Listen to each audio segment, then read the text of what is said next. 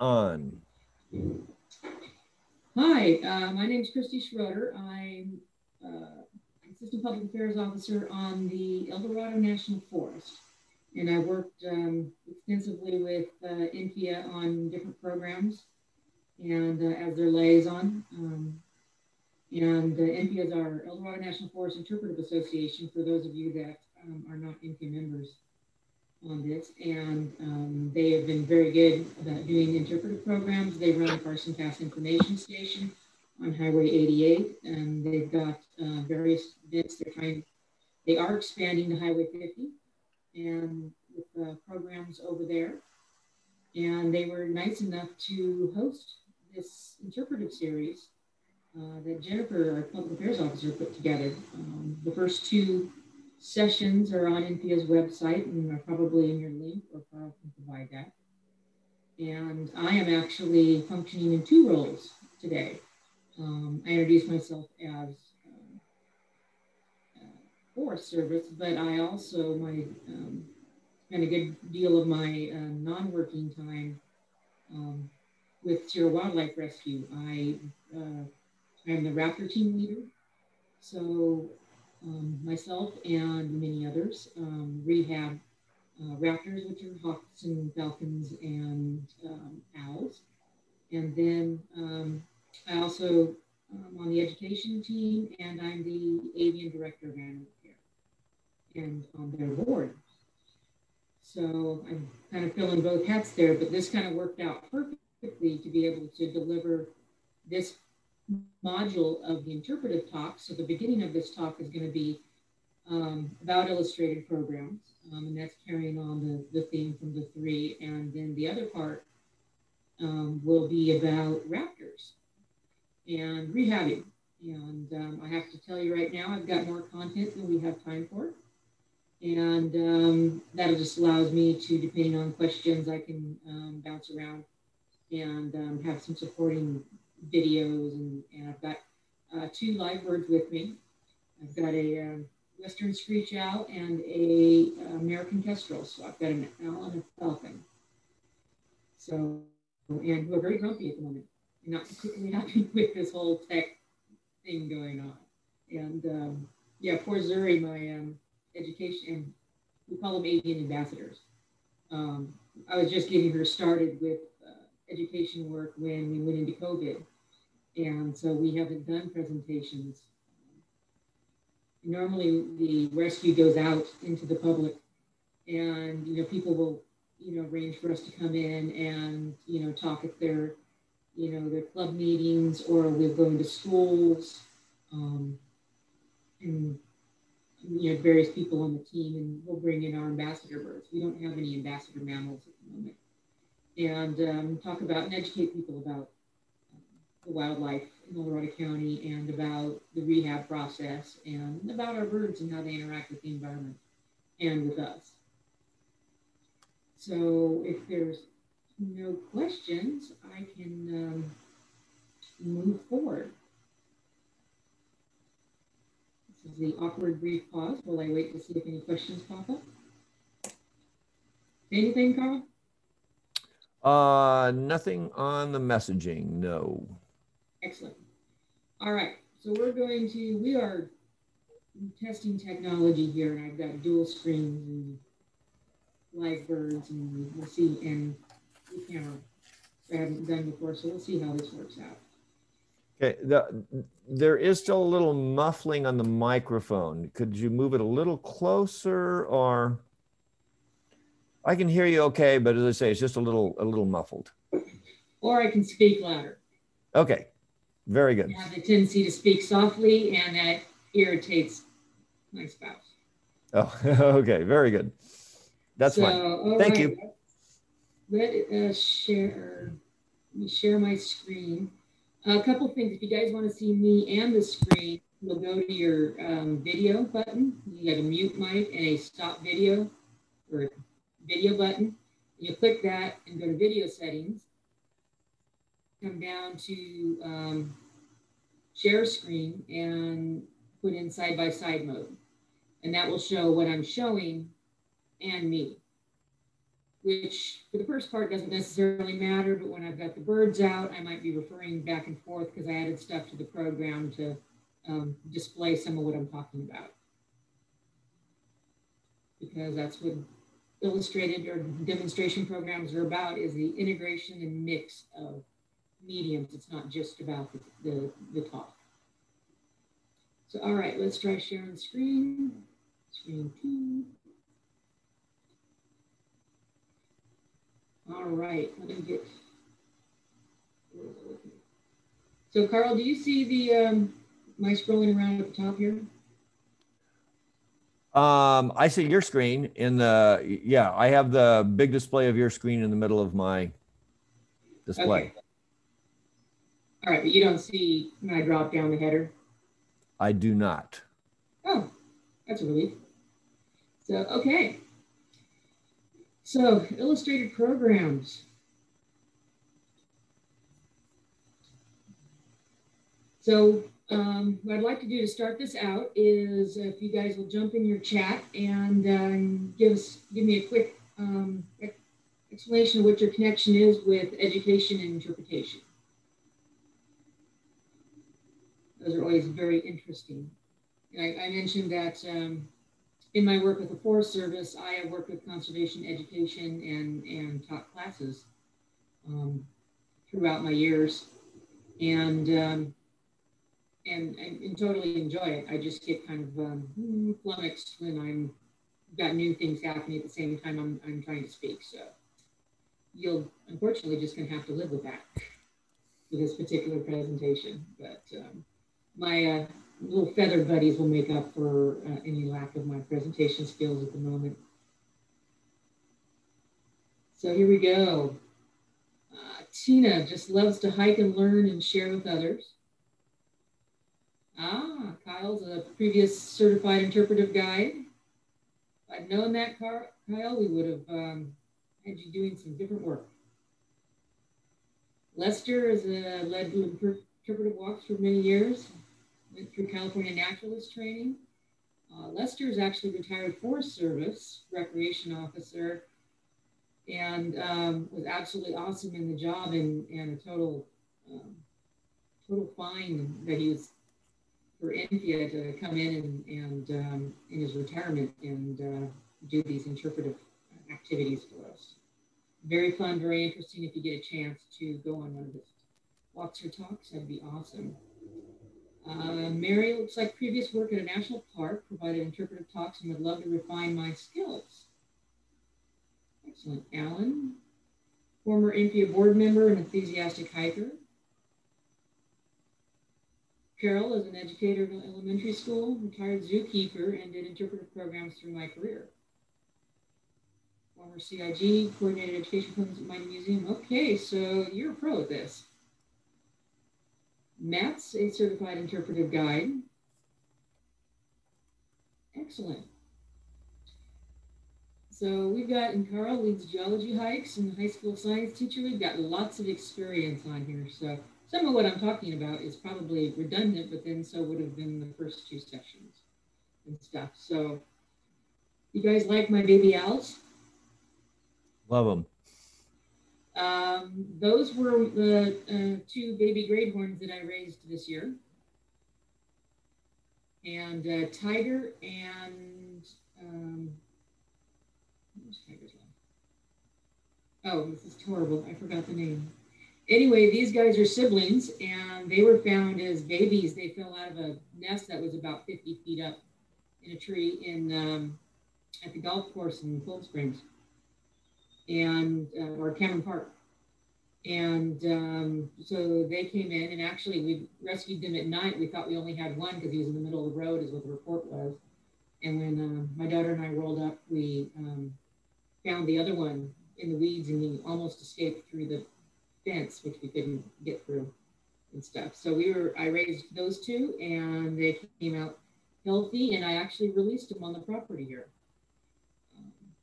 Just for information, we release birds. We try to release them within, 1 to 4 miles, or wherever they were found, or within a few miles of their location, because that way if they're adults, they already know where their food is, the shelter, water, you don't want to have them repeat that. If they're babies, they got to learn it all so we can release them in suitable habitat. And I've released very few birds at my house here, so. Oh, got Peggy jumping in here with previous interpreter on previous districts, setting up and running programs all summer. Yes, I've heard her talk. She's excellent too. So the goals of the program, we've got 4 of them. Obviously, the line interpretive demonstration is different from a conducted activities or an interpretive talk. Why would you choose this? We'll go over reasons for why. And the basics of preparing a interpretive demonstration.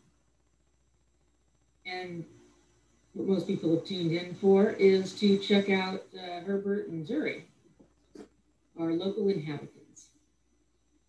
And I like to always refer to wildlife as our local inhabitants because people don't, they think of the forest about how they can go out and recreate and do things. And it doesn't occur to most people that, you know, you're actually entering someone else's home. There's hundreds of animals around you that this is their home and the things we do affect them. And the key thing too is they don't have a voice to speak. So if, you know, we're talking about, let's say, putting a ski area someplace, you know, the owls don't have a voice except for those of us in the Forest Service and those of you that are active in your social consciousness stuff. And, you know, we have to speak for them and, you know, make sure that this doesn't seriously affect them. So how is a illustrated program different from an interpretive talk? The key difference is an interpretive talk is all about the narrative. It's all about what you're talking about. And that talk is mostly, you know, just, you know, around the content. You start getting into illustrated programs or demonstration programs when you start adding things to it. Like they're really good for adding that interactive participation. Move this over here. I'm distracting myself. So they're really good about, so it's bringing in, you know, that's when you do your walks and the talks and you've got birds that you're demonstrating, or if you're on a hike and you've got, you know, things you're pointing out, signs, you've got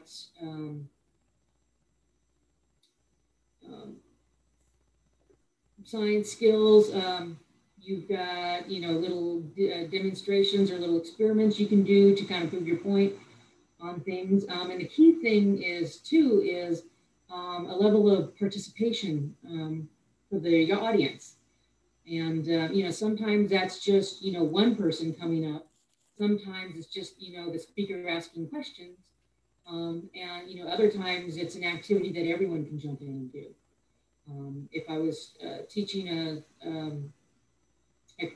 a kids class, I might bring in the little fake owl pellets and, you know, everyone would have a chance then to dive in and take those apart and see what they ate for dinner and, you know, identify the different types of bones and stuff in it. And kids like that. Some of the adults just kind of, but, and then we actually use fake ones, so it's sanitary, but it looks like a real one.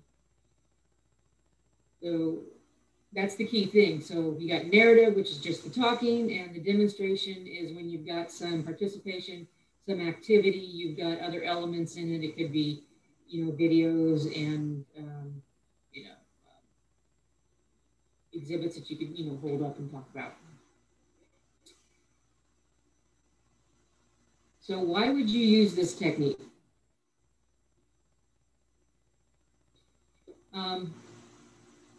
Since I don't have my presenter view up, if you guys get to see, you know, everything I'm going to talk about here, I'll try not to just read it off. When when you just talk to someone, you know, they're only actually going to hear maybe 20% of what you say. And if you want them to remember it, because what's the point of doing all this if they don't take something home with them? You know, what is it going to, you know, you want to have certain points that you want them to come home with. I want you guys to go home knowing more about animals and wildlife, and just recognizing that there's another perspective out there and they need help being heard. And also that, you know, you're running around in somebody else's home and that will have an impact on them. What's really good is not everybody learns the same way. So being able to incorporate, you know, smells and touch, hearing, you know, the visual rather than just the person talking. It's nice to be able to, you know, have the visual of the bird, for example, or, you know, if you're looking at geology, you've got the actual visual of the moraine or the erratic that's left behind after a glacier. So that is very helpful, and it creates a visual for people, and makes it just more stimulating. The more senses you can involve people in, the more likely they're going to remember and bond with your talk. Like I'm already talking so much, some of you may be contemplating a nap. Hands-on involvement with resources. We already talked about that. What I like about it, especially if I'm doing it live, and I don't have that here, so that's kind of messing me up, is the opportunity for different perspectives. Is in working with a group of people, or when we normally do a talk with the birds, we get people talking back and forth, and they may bring in a different perspective. That's kind of fun. Or, you know, I'm planning this perspective, may talk about some of these others, but then someone else comes in and says, you know, hey, but, you know, I've been dreaming to build a house out here for forever, or, you know, I want to, you know, go hiking on a trail through here. I want to check out that country. You guys need to put in a trail. Well, that might be in an area that we know we've got the spotted owls or goshawks, and, you know, it's a sensitive time of year during their breeding season. So there, you know, these things can all get to come up.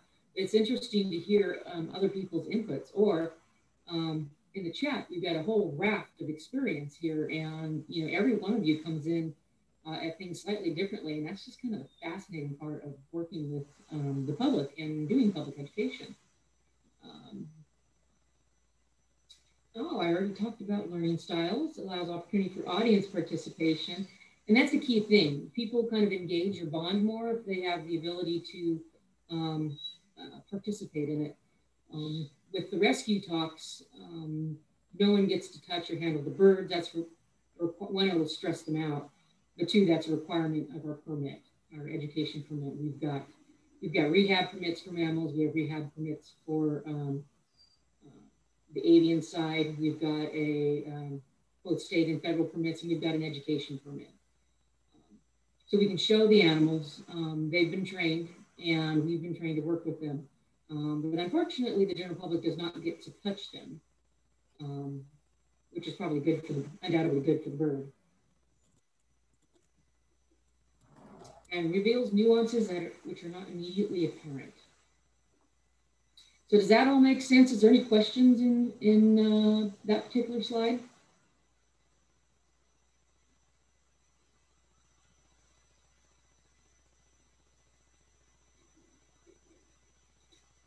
Cool. So this is a frequently used type of program, a demonstration program for different subject areas within, you know, the Forest Service, or really anything else. Remember, I'm going to talk from two perspectives. So if you're talking recreation, these talks are really good for, you know, visitor safety, the protection of the resource, especially the protection of the resource. Because if you can do that demonstration and tell people why it's important to stay on the trail, not just the rules and regulations, because you know, that's going to go in one ear and out the other, or it's like, no one's going to catch me. But if you tell them, you know, you need to have your dog on a leash. You know, everyone wants to go up and let their dog run loose, but if you tell them, you know, why you want your dog on a leash, we didn't come up with the rule arbitrarily. It's because they could chase wildlife. That stresses out the wildlife, and you know, they've got all their resources involved, you know, just trying to survive. They don't need the additional stress of being chased. In some cases, caught and killed. The other thing, though, is that, you know, we often get dogs that get lost because they've been off a leash and they go running after a squirrel and get lost. And, you know, we've got, you know, every summer we've got, you know, several instances of lost dogs. And, you know, your domestic animal is not prepared to survive up here.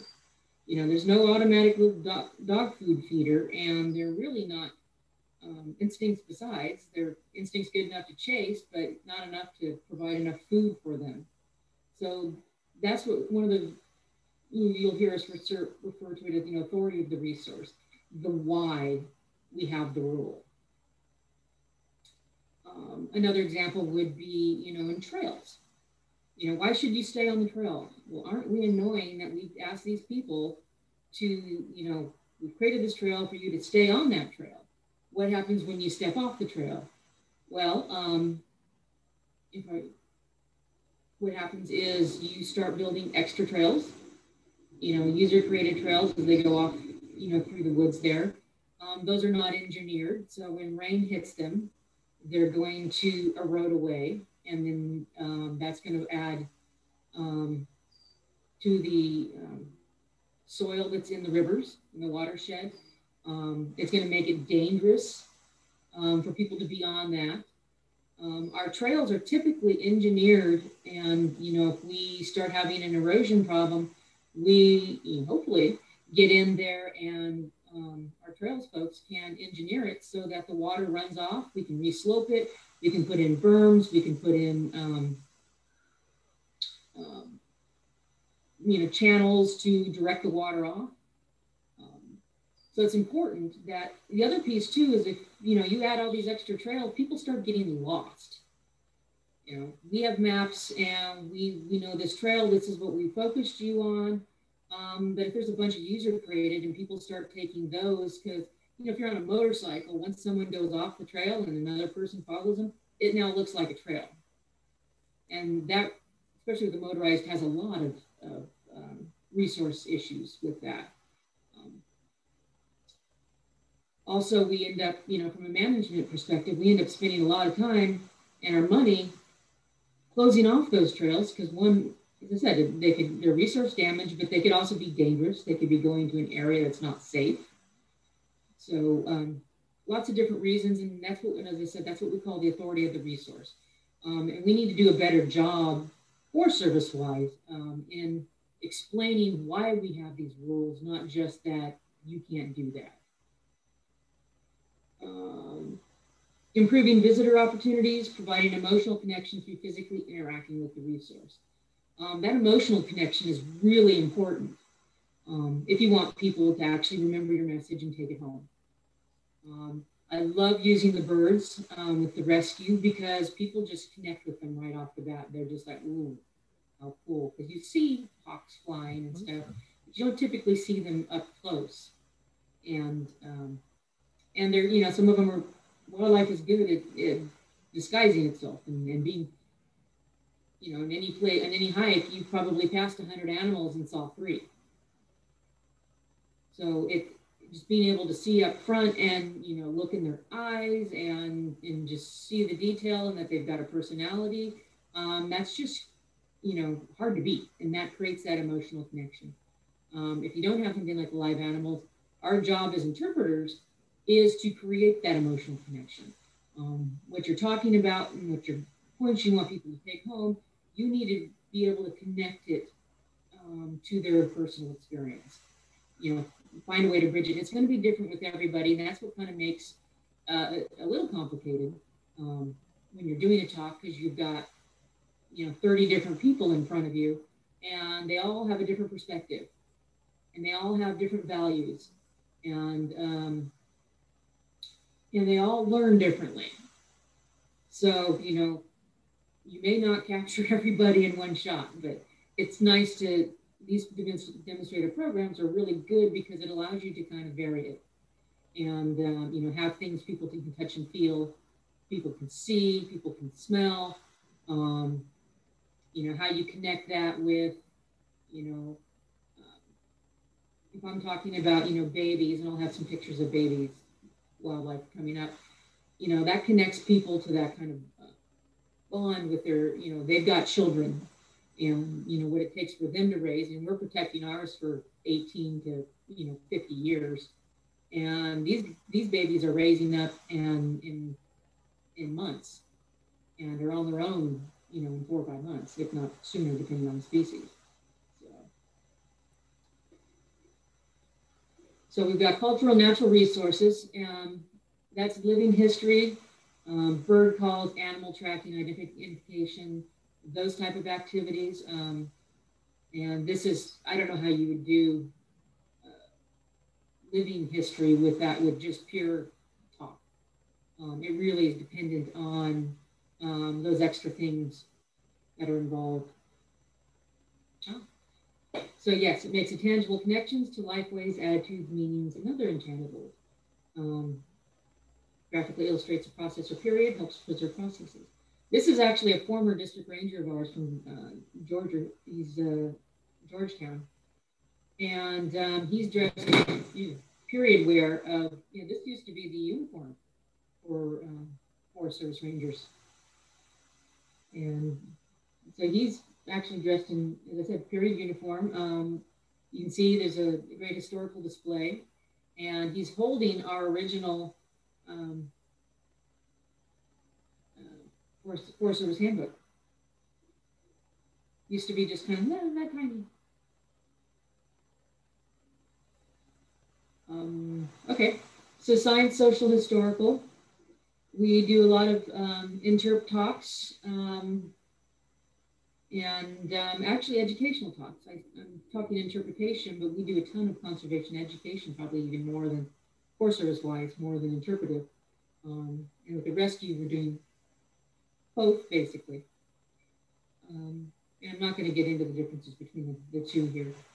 I kind of use them interchangeably, but there are some people that are trained in interpretive and are training in interpretive guides, and there are very different aspects to it, and they could explain that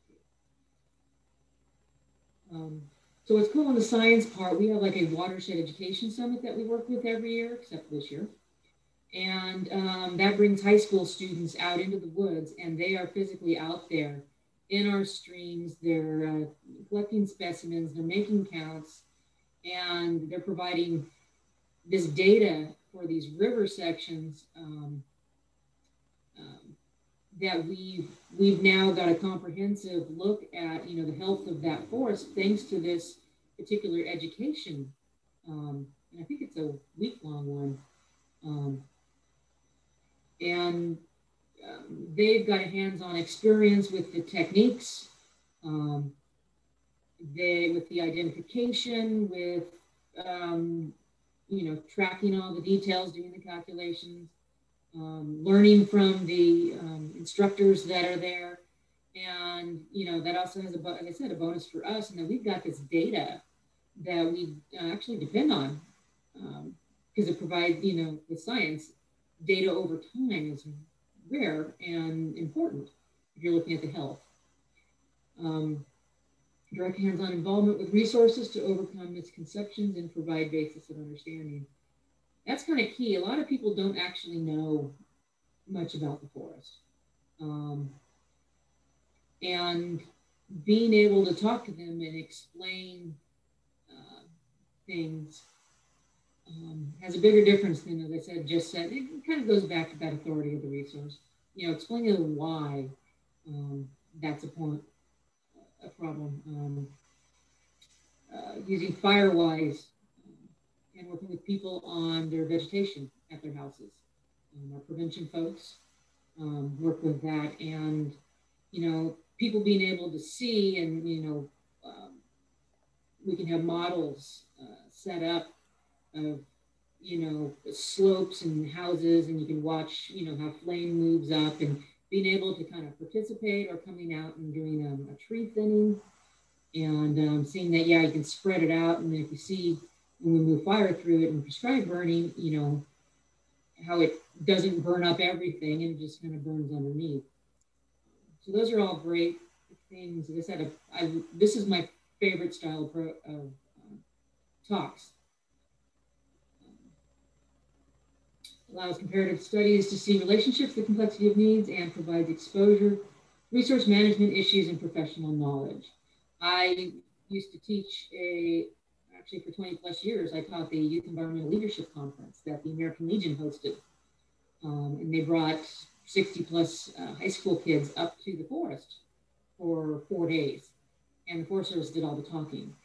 And that was really cool. We would teach them, and this is all done through interactive, and some of it was, you know, education on hikes, but also in interaction, and they would learn stuff about learning styles and how people have different values, Maslow's hierarchy, and then we would have them apply these things, and then we teach them about issues in the forest that we face and some of the solutions and some of the different tools we use. And then they would have to pull that together in an exercise where they had to, you know, problem solve and then actually describe out to the other groups, you know, how they came up with this little mini management plan. They kind of become us for that weekend. And, you know, at only 4 days long, it's exhausting for us, but they get it. And that's just amazing and very gratifying to work with. So what are the things that's going to play into your brain for choosing this technique? Why don't you guys throw some things in the chat here? Why would you choose to use a demonstration program or illustrated program?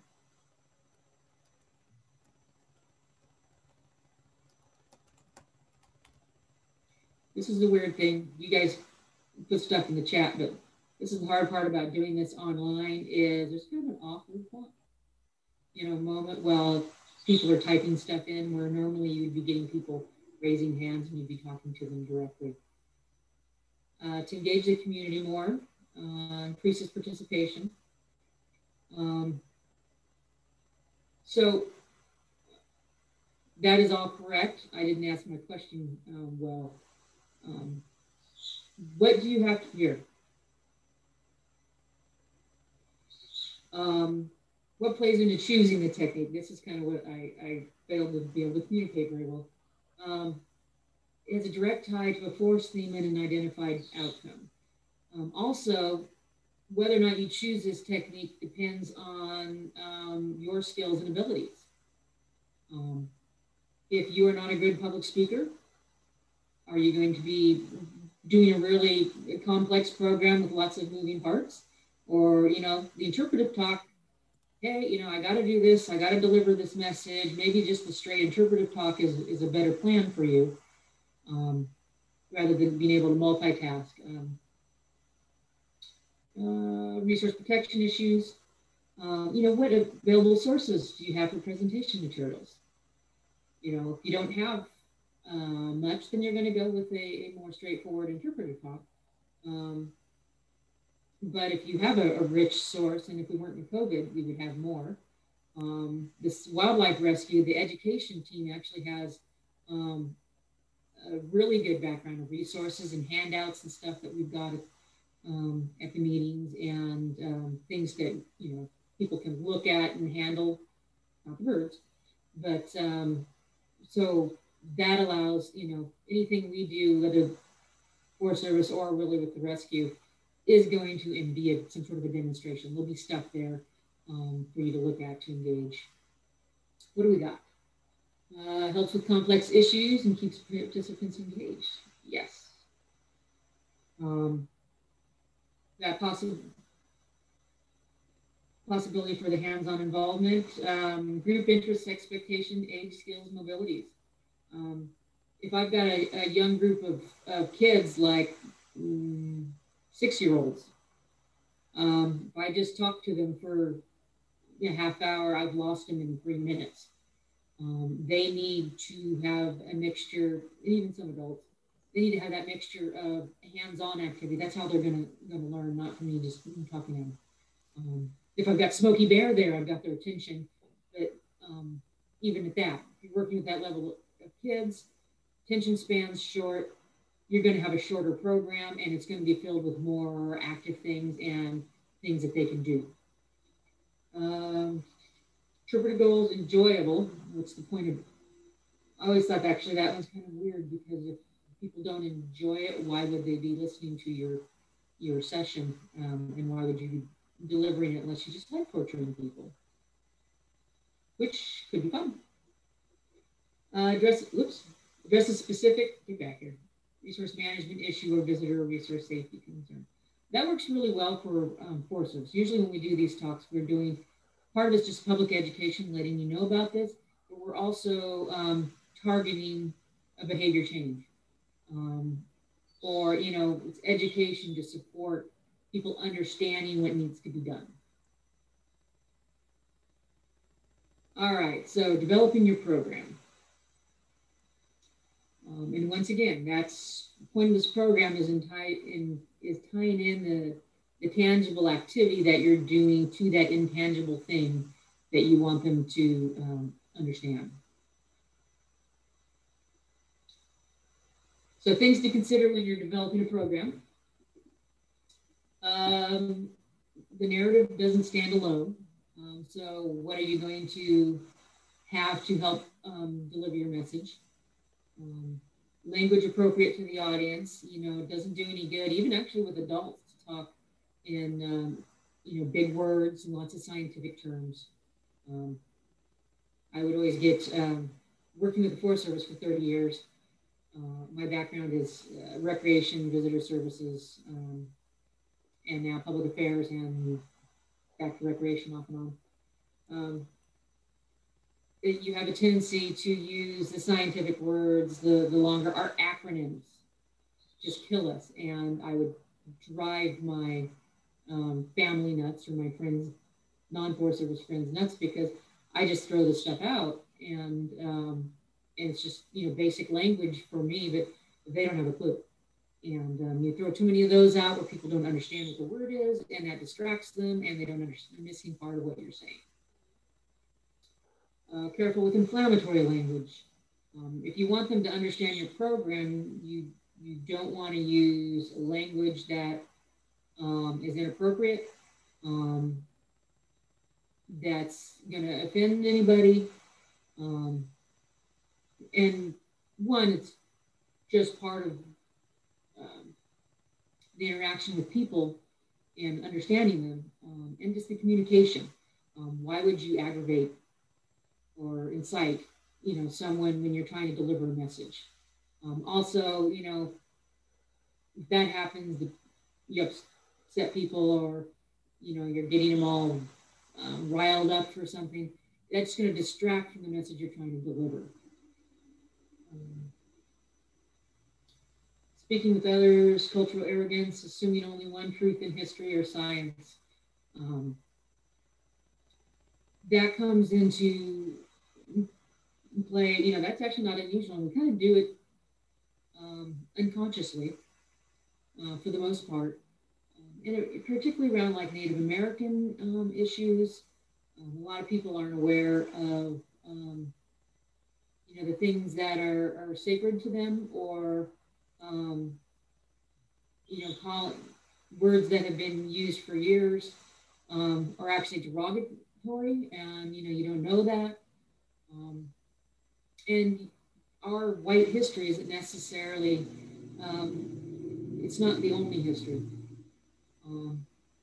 And what you learned and what you're talking may not be entirely accurate. It's as accurate as well as and stuff. But whenever I talk, I always throw out there as I'm the first one to admit that I don't know everything.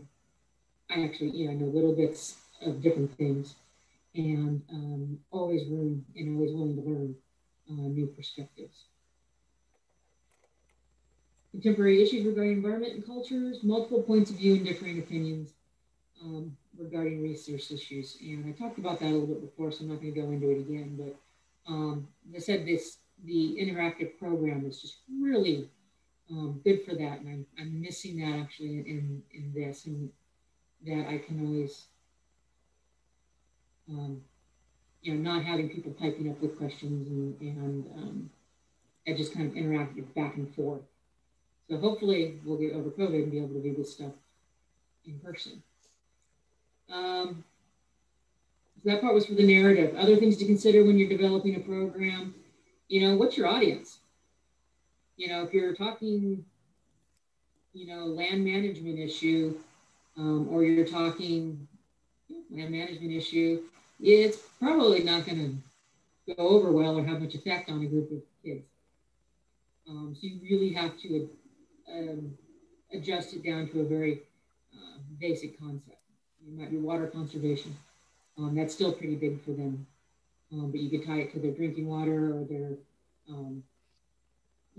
what makes it come home to them. You can do a little demonstration demonstrating evaporation. Ooh, the water is disappearing. Other differences in audiences is your general lay person or your general public or visitor, versus your audience is a group of scientists that have some sort of specialty in this program. Like I'm talking here about interpretation, yet I've got people in here that are certified guides or certified interpreters and stuff. So, some of the stuff used will make sense to people, others won't. So you want to dovetail your program to your audience. When we're doing public affairs work, we heavily alter and, what is our audience? We'll give a different talk, maybe the same content, the same intent, but we're going to deliver it and use different things for different audiences.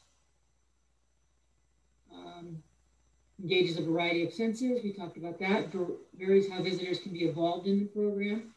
And that's, whether you just have, the demonstration and you're answering questions, to, hey, you invite one or two people up to do things with you, or to do that, or, all the way to you've got something that everyone can do at once, or they can do in groups or teams. I would do that with the kids I was teaching in high school. We would work them in small teams, and they would develop whatever the project was and deliver that out and talk about it that way. So they got great hands-on stuff. Respectful and sensitive. Uses a diversity of activities and objects. And cost and availability of supplies. If there's no money for this, then it's going to affect, you're not going to have the whiz-bang, $500 mural behind with all the, the professional looking photos and the video playing in your booth type thing. Although some of the best programs aren't necessarily that. It's the ones that are created and, hands-on and something they can do. So, but yeah, that's going to completely affect, all of these factors are going to affect and go into how you're going to develop your program. Oops. And remember, the important thing about a illustrator or demonstration program is that integration. And as I said, it adds to the complexity. So you've got 18 things you're trying to juggle here. But once you start making decisions, it starts cleaning up what you need to deliver. But it helps to, rather than have 18 things out, there's, techniques for how do you get that 18 down to a couple that are going to deliver the message that you want. And using a storyboard visualize is an excellent one. Some people can actually draw it out. And, this is what drawing of this person standing there with the owl, and they're going to have them do this thing next. It's up. Doing a storyboard is not something I'm very good at. So, but you need a way to plan out your program. So you know that it's delivering the message that you want, not just kind of walk up there and free float. Because that program is more, as it said here, more than naming or identifying objects. It's kind of boring to go up and go, oh, this is a spotted owl, and this is a foot, and you know that is a merlin. You know, why is it that? What's cool about that critter, not just what it is? People react to the activity and the narrative, increasing the number and variety of links. You're not shooting for just one link. You're shooting for them to connect in multiple different ways.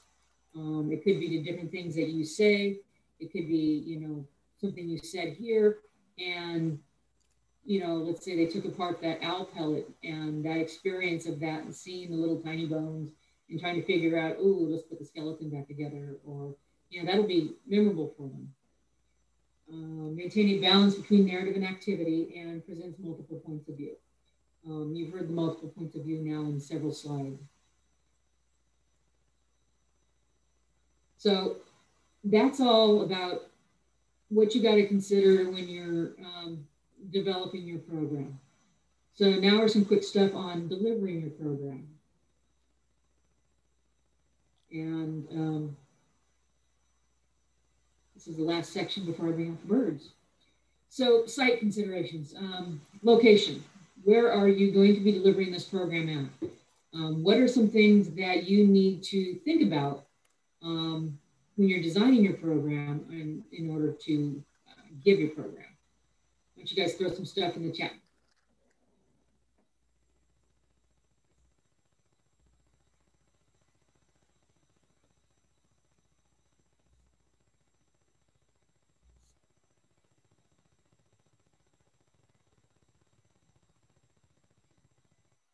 Anyone adding anything? Not seeing anything. Oh, I've already put him to sleep. It's just horrible. Oh, site considerations. So one of the things would be, okay, you're there. What are the sight lines? There you go. What do you need to think of when you are choosing that location? Or you're at that location. You get there, you need to set up. Oh, here we go. Safety, lighting, size. Needs to be comfortable to the audience, not looking into the sun. Those are awesome. So yeah, starting with sight lines. For example, doing a bird program. Can the audience see the birds? Am I close enough that they can see them, but I'm not so close that it's stressing out the birds? I get easily distracted, and you know, if there's activity happening behind the audience or people are doing weird things, I'm going to wander off. My eyes are going to go over there, and I'm going to lose my train of thought. So you either want to shut those down or choose a way to pivot it so you're not seeing that or hearing that. Same thing with the audience, is if there's stuff going on behind you, that's going to distract them from what you're talking about. What can the birds see? Herbert is afraid of everything, our little American kestrel. And so we can't have the other raptors out of their cages if he's around, because he's pretty damn sure they're going to eat him. He kind of thinks everything's going to eat him. So that's important for us, for the rescue education team to take into consideration when we're choosing a location. Carol brought up, you know, where's the sun? Am I looking into the sun? Are they looking into the sun? You know, we taking everything into consideration, you know, adjust it so that neither one of us is looking into the sun. You got ideas about, you know, sightlines, access to materials. At the setup, you know, I spent quite a bit of time this morning, for example, figuring out, okay, where can I move? Where can I put the birds so I can get to them? Where can I get to my notes? If I'm doing a live presentation, you know, I have a table set up. I've got the things I need to pick up and talk about there. I've got my birds accessible. So all this without, you know, tripping, you know, it being safe there. It's safe for the public. if they're doing more of an interaction type thing. Does the venue have a table for the cages and to hold materials? Is there a chair or stool? Some people just can't stand that long doing the talk. If I wasn't sitting down, one of the reasons I am sitting down is when I start talking or presenting, I move around and I walk, which quickly puts me out of camera range. So I chose to sit in order to stay put and not wander out of your camera range. So once again, though, so the type of venue that you're doing changes. So my normal talk wasn't going to work online using this program. I would have liked to do it outside, but then I don't have the technical, I can't see my screens. I have to run extension cords to do the technical side of it. Is a microphone needed? Will the sound system bother the birds if it's too loud? So moving on to, other things to consider: sufficient supplies or opportunities to participate. It's always a bummer when you're the audience member and, they've only got enough stuff for 10 people and there's 30 of you. If you're going to give stuff out or handouts, make sure you have enough for everybody. If your program doesn't allow for everyone to participate, is there ways the others can, they may not be able to do the physical hands-on, maybe only 5 people are doing that piece. Is there something that you could be having them do or think of? So they've got some element of participation and engagement. You need to be able to engage them much more than, as I said.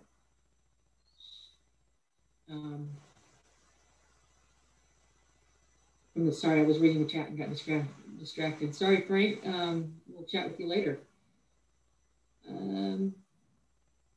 Do people have an equal opportunity to speak? So being able to control the conversations, you don't have, you always get that person that just is really enthusiastic or really annoying, depending on how they're doing it, that just dominates the conversation. You have to be able to have procedure and techniques for letting that person do theirs and go, okay, let's talk to you from a different point of view and someone else, and being able to, but they're always raising their hand. And so those are, as you get more experience, that you learn the skills to basically help your entire audience participate. Oops. All right.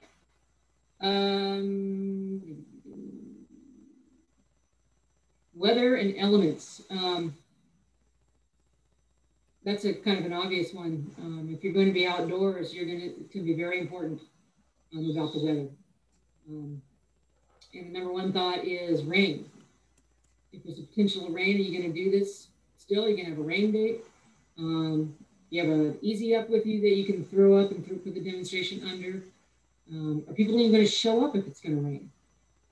Is it windy? Things blowing around scare our birds. Distracts me, distracts them. If it's cold, audience isn't comfortable, they're going to be, much shorter attention span. Temperature, too hot, too cold. If the birds get hot, they get stressed and grumpy, which means we have to shorten the talk, or we have to not use the birds. Noise levels, neither I nor the birds like loud noises. Kids running around is a no-go, unless it's part of your design of your thing where you've got them running around for some reason. Hard to be heard, traffic, talking, construction. Make sure dark conditions do not diminish effectiveness of gestures, body language, and facial expression. Body language is like 70% of what people are understanding from. The reality is your words are only giving, 10%, 15%. Your body language and how you deliver it is extremely important. Safety. So you want it, obviously, a safe site for the audience and for you to move around. But you have to remember, from rescue perspective, I've got a bird of prey on my arm. And, that could be a great horned owl or a, red-tailed hawk. Today's are small critters, but they can do some damage. Their talons have like 500 pounds per square inch of pressure. So they can grip super hard, and we're wearing protective gloves, but that doesn't help with the pressure that much. They have beaks, and those can do some damage and rip. So it's one reason we don't have people very close to us, is these birds are trained, yes, but everyone has a bad day. If someone's really annoying or loud or startles them, there's always that potential. Accommodation of special needs. And this isn't all about just being in a wheelchair. So to the best of your ability, given the location you're in, if you can choose a flatter area, that would be better than a rocky area. If your audience is all young, fit people, then you can take them on whatever hike or ground. But if your audience is a mix of people, or someone's got a bad knee, then having better ground, flatter ground, less obstacles is a benefit. Not, as I said, not all special needs, not all accommodation or people with disabilities have visible disabilities.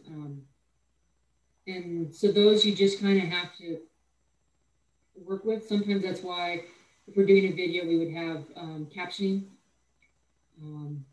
If they're hearing impaired, if some of the parks and stuff have special headphones and that tie in directly to the mic that's on the speaker's shirt, and so they can hear it louder. So those are different elements or things to be considered. If you see something, at the start or before you're starting your program, it's worth asking a couple of questions just to kind of get the nature of, if you need to adjust something for them, or if someone's visually impaired, you might need to bring something closer to them when you're talking about that. Are there other accommodations that you guys can think of? And when you do that, how would you accommodate it?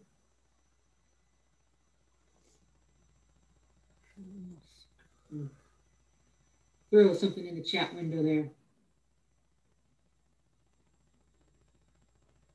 I may have already gone over a bunch of those.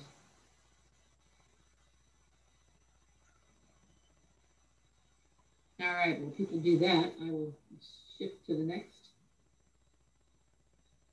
All right, the sequence. Nope, still nobody chatting. All right, we're winding this part up. This is towards the end of it. You want to create an interpretive foundation to build relevance of demonstration and potential intangible linkages. And the next step, so create that foundation. What is it you want them to know? How do you want to deliver it? What are you going to use to get there? And it's all about connecting what you want them to, for them to connecting with your topic. When you get in there, you want to explain.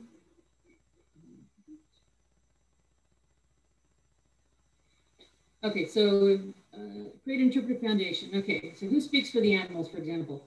People think of the forest as their playground, and many don't think that there is a local population that is being affected by their activities.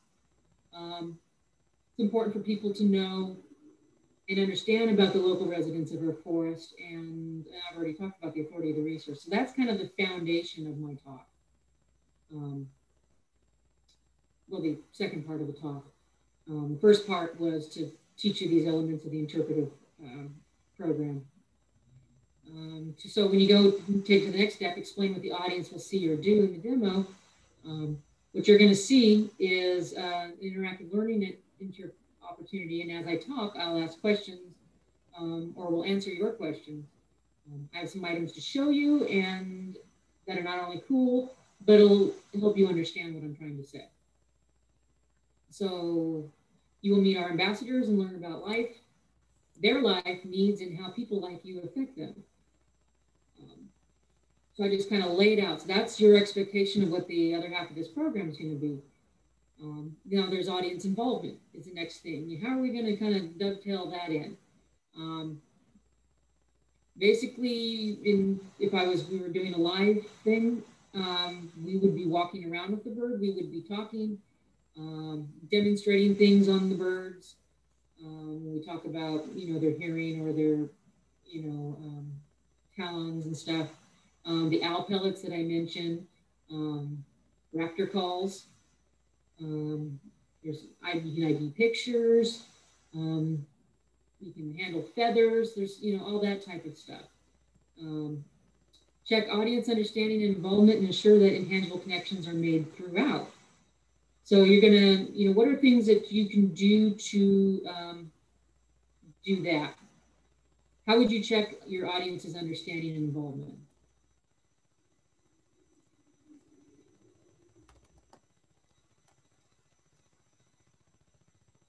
Ask them questions, yes. And if it sounds like they're not quite getting it, what could you do?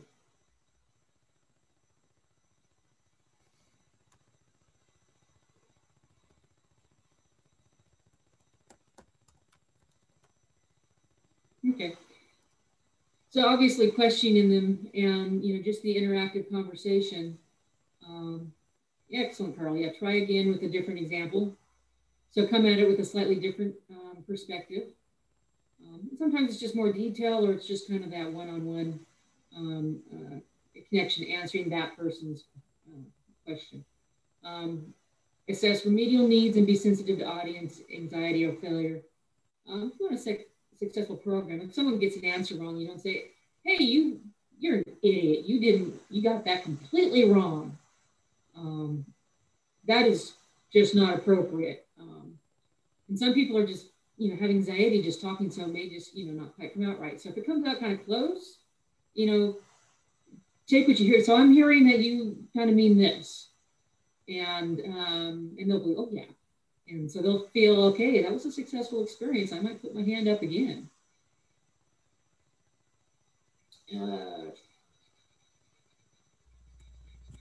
Careful about putting people on the spot when asking questions or modifying their behavior. It's best, like when I was talking with the high school kids and lecturing, if someone was loud or remember I said I move around? And this is where that's kind of helpful. So I would just simply walk over by them while I'm talking and teaching, and they have a tendency to get quiet or they realize they're being talked to, or if I'm standing right behind them, while delivering it. Now they're kind of in the stage and people kind of know why I walked over there, but it's not a negative to them.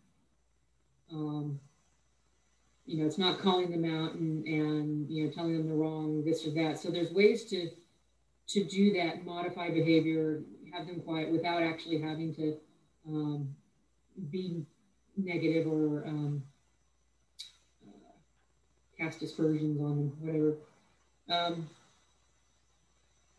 Some people are afraid of talking in front of people.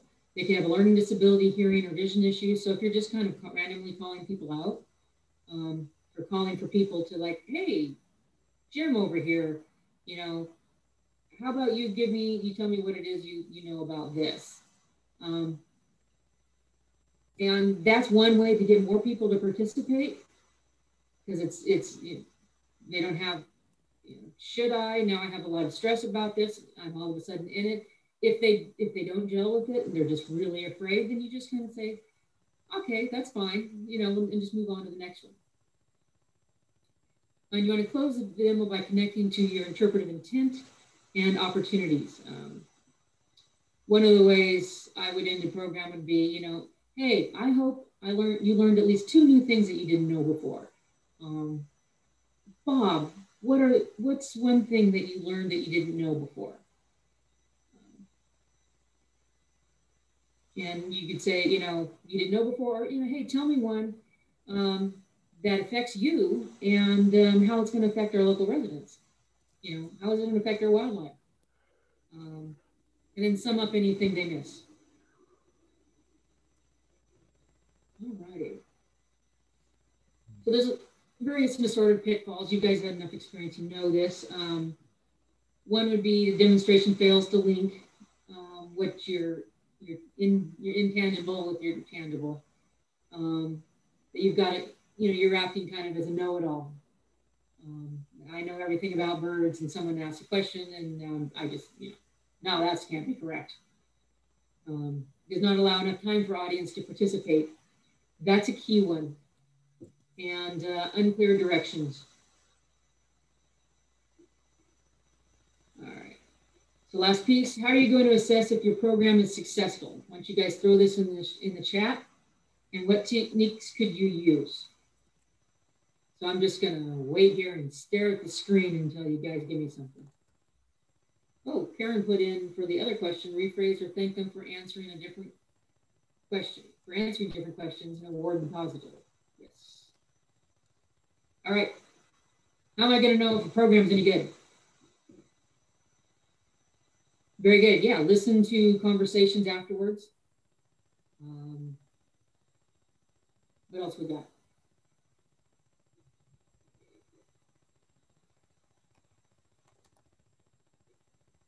Evaluation forms. Kelly liked the idea of asking them what their takeaways are. You can also kind of gauge by the participation level. That's what makes me kind of anxious about doing this is, I can't tell, if I don't see anything in the chat, I can't tell the participation level. And then you can have a separate person taking notes on what worked and what didn't work. So there could be kind of a combination of them. Parents thanking you, yep. Usually when I do teaching, or like when I taught the Environmental Leadership Conference, the cadre, as soon as all the kids left on the bus and stuff, we would go out to lunch, and we would sit down, and we do what we call an after-action review. What worked, what didn't work. If this is kind of a program that you deliver all the time, you're probably not going to go to, after the initial time you've debuted it or a couple of times, go to all that effort. But it's always good to do an after-action review, even if it's just with someone, that's helping you, or they're going, okay, what seemed to work, what didn't work, or was I losing people? And that's important because remember I talked about how people absorb things in different ways, and they connect with, the visual, or some might connect with the audio, or, the hands-on kinesthetic and stuff. You need to be able to adapt your program. And if someone, that's helping you evaluate or helping you do the program, when you're in the middle of the program, you're occupied with trying to deliver your content. Having that third person or that second person viewing how the audience's reaction to it is totally invaluable for improving your program. How many people stay for s'mores afterwards? So that's how you get people to your talks, Peggy. I knew there was a secret. All right. So that is, if you guys want to take a quick break, that is the teaching presentation of the interpretive side of the program. Now's the fun part for me. It's, talking about my birds. And we're already at 11:45, so this was to go about 2 hours. So we've got about 45 minutes. As I said, I got way more content than I need. So we'll just kind of roll with it. And you guys can do that split screen and tell me if it worked. Otherwise, I'll have to drop the, I'll have to unshare my screen.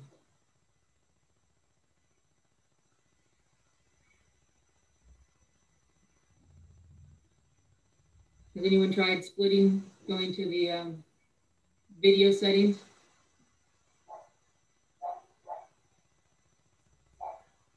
I have you on screen, but you're tiny. Okay, maybe not that one. I'll stop sharing the screen. I'll just pop it in here and there. Very good.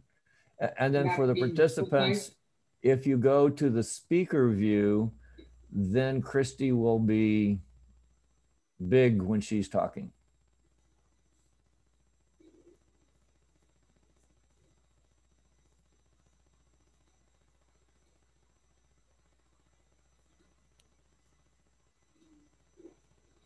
All right, so I'm giving people a couple minutes to take a break here while I figure out what I'm doing with technology and the birds here.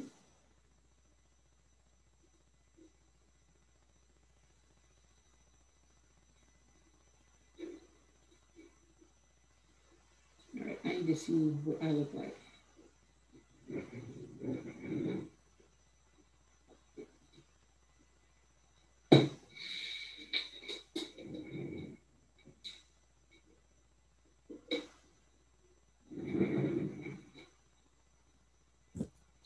All right.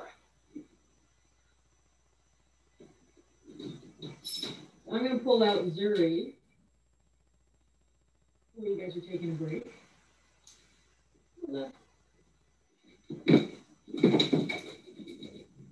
Okay, Zuri's going to come out all by herself. There you go, sweetheart. I know. What was I thinking? I got you. Screwed up. All right. Let me guess this. That's called baiting when they jump off your hand. And usually she poops when she does that. After poop does not smell good. All right, love. There we go. I know. You haven't done this in so long.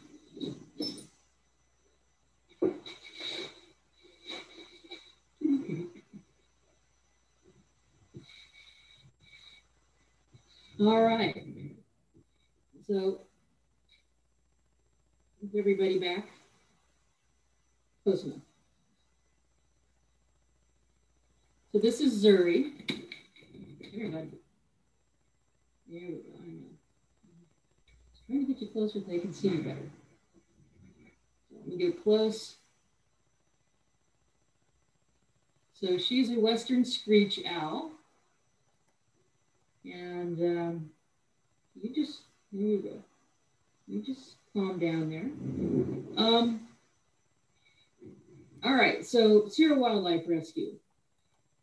Our mission is to preserve and protect the Eldorado County's wildlife. And our first goal is to rescue and rehabilitate injured, ill, or orphaned wild animals with the goal of releasing them back in the wild. Our second goal is to provide information that allows people to live peacefully with wildlife and respect its habitat. Remember I mentioned in the other half of this program that, these are the local inhabitants and, we're the invaders. But we have a home here now too, so how do we work with that? How do we not take away their habitat or their food source? How do we, augment? Hey, we've got a lot of houses around here. How do we augment with bird boxes or not using pesticides? Things we can do to help them out. Each of these is important to the long-term health and well-being of the area's wildlife. So let me go back into the screen here. Go back to sharing. All right. So what is wildlife rehabilitation? The goal of wildlife rehabilitation is to provide professional care to sick, injured, and orphaned wild animals who so they can ultimately be returned to their natural habitat. The reality is we managed to return about 70%, I think is our average.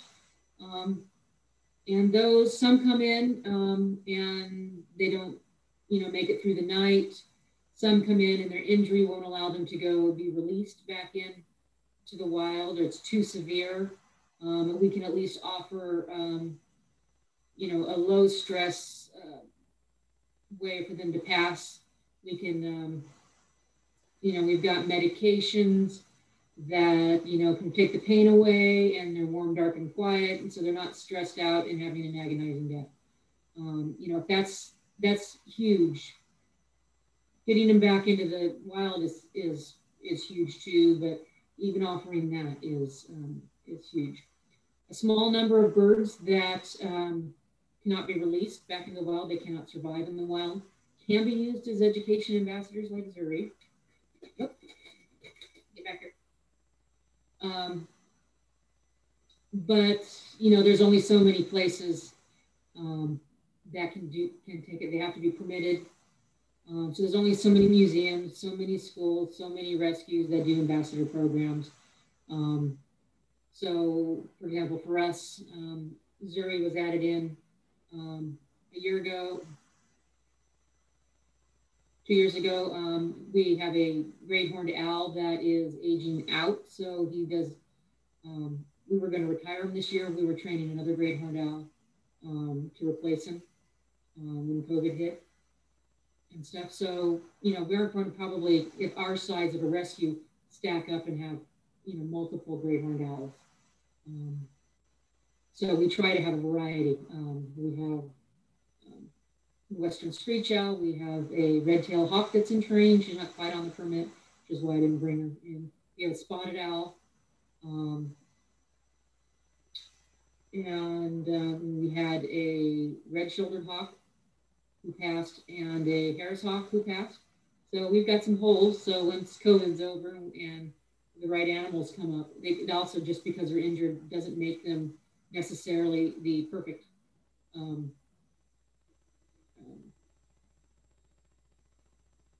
doesn't necessarily make them, you know, perfect for this. Zuri is extremely mellow, so I can you can get away with doing this. People don't bother her as much as others. Red-shouldered hawks are very excitable. So if you can get one laid back enough that will accept doing this, that's a key piece there. So you guys are seeing my screen.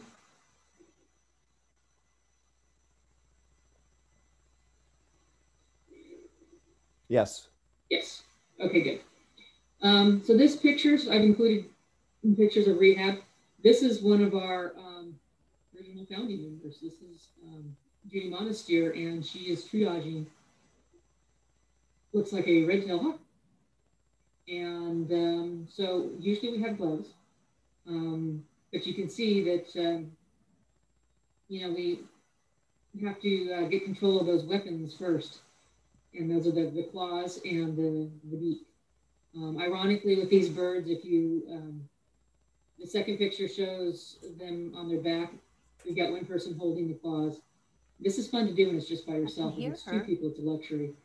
Just by putting something over the head calms them down and it drops their stress level. And that's key. If they come in, they're injured, you know, they could die just from stress.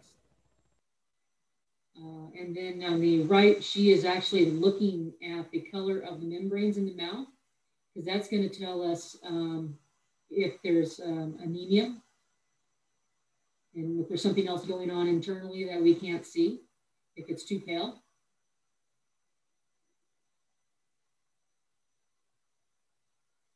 So why is it, okay, get back here. I've talked about a little bit about this. This is a part of a program I use separately from the previous one. Why is it so important that, you know, we care about animals? And, you know, why are we going out and doing this education? Why does it matter that you care? They need people to speak for them. Whether it's the casual conversation in your own home groups or your friend sets, or, you know, it talks on projects that people are developing. They need a voice. But people are only going to do that if they understand the bird and their needs and have developed a bond with them. The other key thing is, you know, raptors have an essential role in the environment. Any predator, including a raptor, is essential part of the ecosystem because they control the prey populations, and that also removes the genetically poor and sick animals. So they kind of provide a balance of nature. They also kind of act as an indicator species, birds in general. So, you know, as humans, we would use them for that. You know, canaries in the mines. If they would take canaries in a cage into a mine. If the canary dies, everyone needs to leave. It means there's a gas they can't see, they can't smell. And because they're so small, you know, it'll affect them first. And so humans have time to get out. Not a very nice thing for the canaries, but that's something we're doing. in an environment, if we start seeing populations go down, we know something's out of balance, and we need to look and find the reason why, because it's going to expand, and that, and it won't just be that particular species. There's others being affected, but our indicator species are ones that we're likely to see it show up first before it gets super bad. They're also very susceptible to pollutants. If you guys remember, I can think back to the 70s with the DDT pesticide, which really hammered the bird populations, especially the falcons. That poison, if it didn't kill them outright, it left their eggs too damaged to work. And so they weren't reproducing, and their populations got very low. They're also valuable for seed dispersal. Agriculture would take a big hit if we didn't have that in the environment in the forest. Birds are very, plants have evolved their own system of reproducing based on birds dispersing their seeds.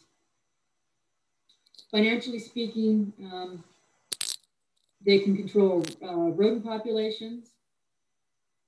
So if you got a farm or and stuff, rather than going out and using poisons, if you set up some bird boxes and stuff that will attract them in, then they can take care of your rodent populations for you.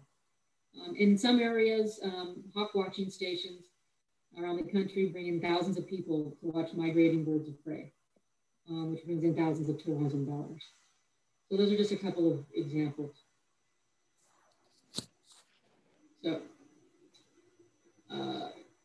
So why do we need a rescue center?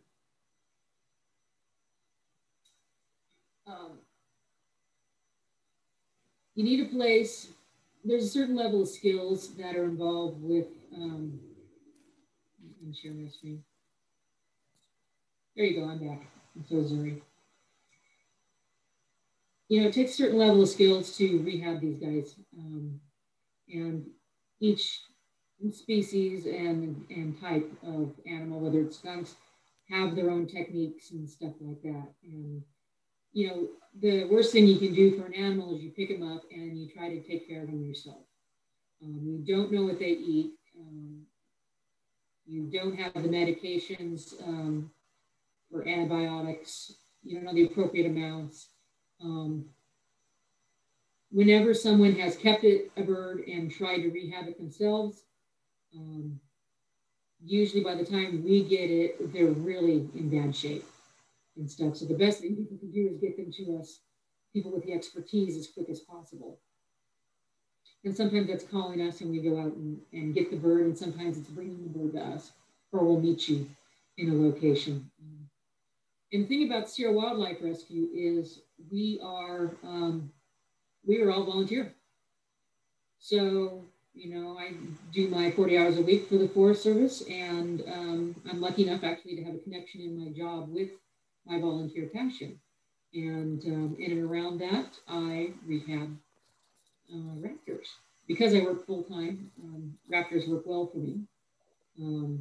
I couldn't do squirrels or rabbits because, those babies require being fed every 20 minutes. I couldn't hold a job and do that at the same time. So those are really special volunteers that can do that level of dedication. It's pretty impressive. So the other piece is, Sierra Wildlife is a complete nonprofit. We are permitted through the state and through the fed, both state and federally, for rehab and education. Federally, there's a Migratory Bird Act, and so most birds fall under that and are protected under that species. So actually, it's not legal for any just person to have an animal other than, overnight to save it and then get it to a rescuer. So if you're keeping them and trying to do it yourself, you're actually in violation of a lot of stuff.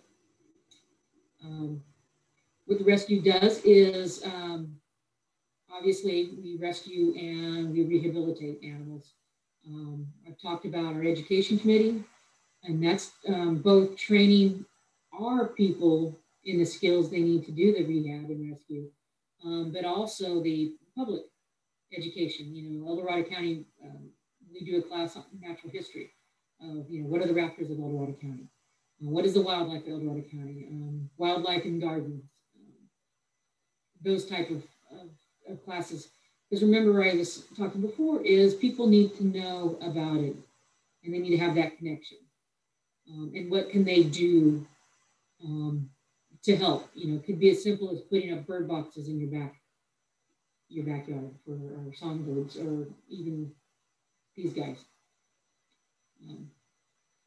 So it's, you know, educates the people so they know it. They know that there's a problem out there. They know they can there's something they can do about it. It could be small, it could be large. You know, you could volunteer for Sierra Wildlife Rescue. All of us have started it. Well, we're, you know, not paid. Our only paid staff is at the baby bird nursery in the summer.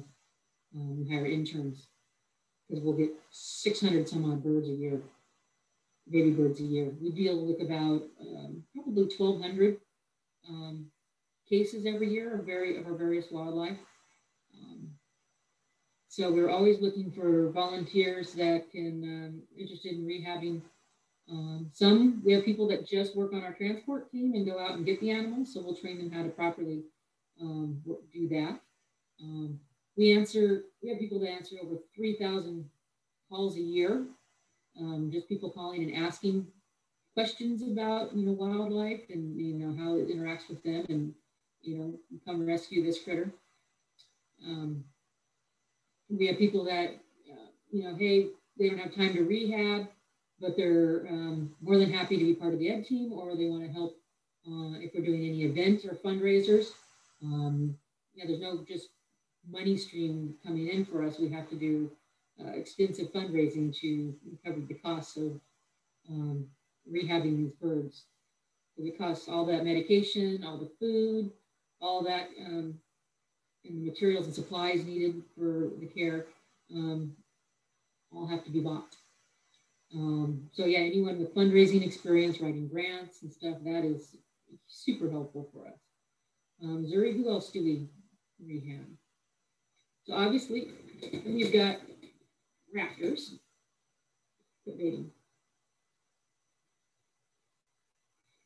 So obviously we have raptors. We also have our avian team is songbirds. I already talked about the baby bird nursery, raptors, water birds, waterfowl, game birds, corvids, which are crows and ravens. They're pretty cool. Rabbits, squirrels, skunks, fawns, raccoons, possums, coyotes, foxes, bobcats, and fawn. We do not, this particular rescue, do not rehab bears. That requires some really special training and location and caging.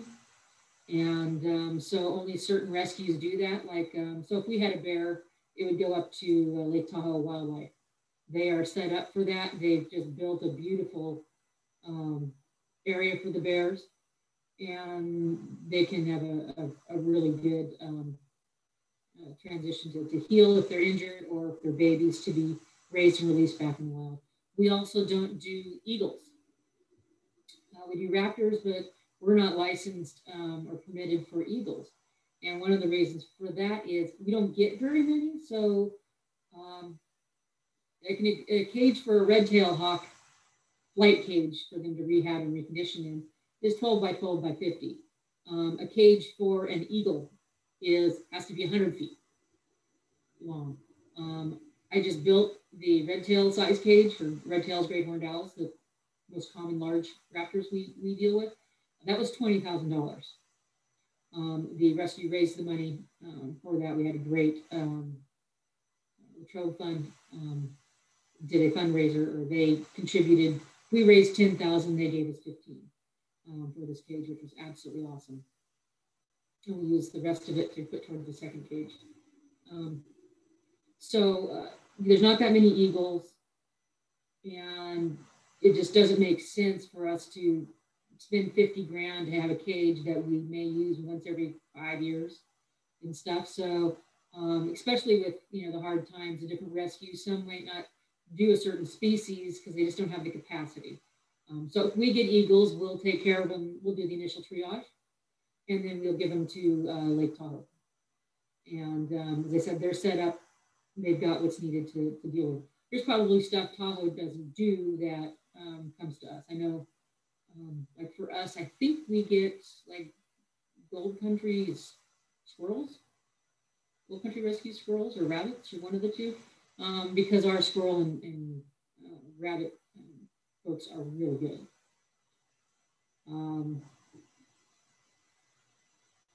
So that is talking about the rescue. So we can always use more volunteers. I just joined in. I actually had a niece staying with me and wanted to keep her busy while she was living here. So she joined and worked at the baby bird nursery that summer. So the following January, I went to the volunteer orientation with her and signed up for a few teams. I've always loved raptors. And thank you, Zuri.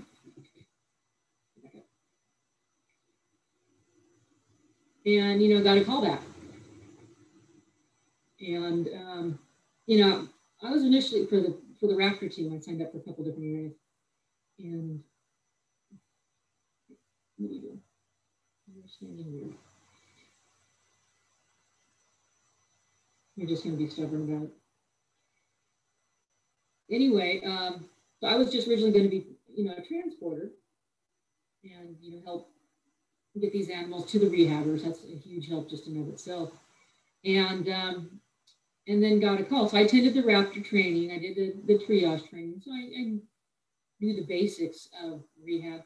Then I got a call did I want to rehab a baby great horned owl?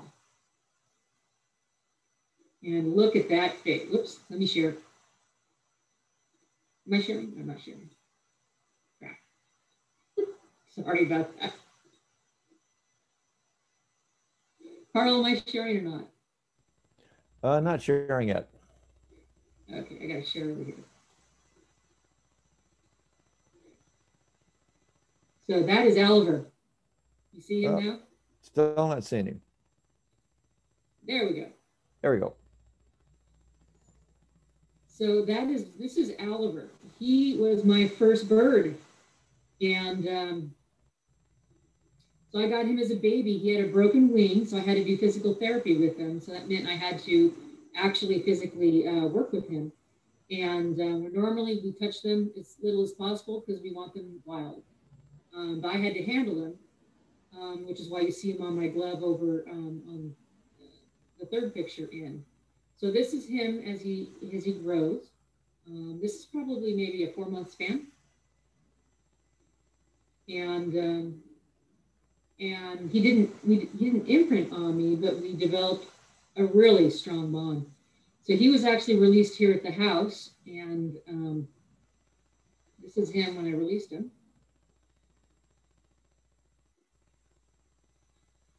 Kind of doing the baby call there. And he actually, I released him and he disappeared for 3 weeks, and then he came back on my birthday. And then he stuck around for another 4 months until February. Because we'll support feed if we release the babies. We try to release them in a location where we can support feed them. And so he'd come back for dinner, every night. And it was really, I'd come home, he knew where my car was. He'd be off doing his thing, but he knew when would be home. I'd walk in the house and my wife's telling me, hey, your bird's calling you and stuff. So I would go out and with his food, and he was fully functional, fully wild. He just had an attachment with me, but he wasn't interested or attached to any other humans, which was nice. But that was just such a special bond that just pretty much hooked me and stuff. So that same summer is when Zuri came in, and so that same summer was when Zuri came in, and Zuri, still still dating, and you're running out of patience, aren't you? Okay. Let me adjust this here. Zuri is, actually, let me jump past. Zuri's a Western screech owl, and she is actually blind. And she has some vision, so she can function, but she's got a cataract in this eye, and then these guys hunt on the wing, and they'll go after insects, and insects are attracted to light. So these guys often get hit by cars.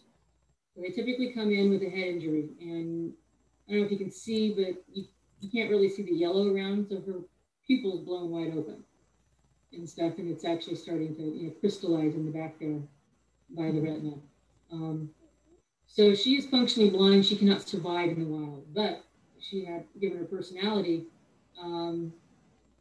did a little work with her, and she, turned out to be a really good education bird. She said she's been just sitting here pretty quietly for the most part, and just baits occasionally and stuff. But so that is her story. So she has an 8x8 cage, and does really well with it, and she knows her cage down. So if I move food or anything, she knows where everything is. She has some vision, just not much in the way of detail, and obviously could not survive. Ironically, if it was just the cataract or it was just the blown eye, we'll release screeches with one eye. Because the way they hunt, they're so dependent on hearing that, they're perfectly functional and can survive with one eye.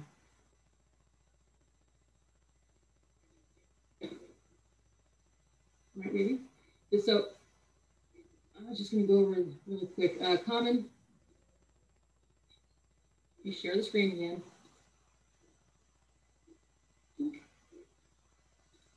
Okay. So common raptors of Eldorado County, I already talked about some. You guys have seen them all. Throw in the chat there what raptors you've seen.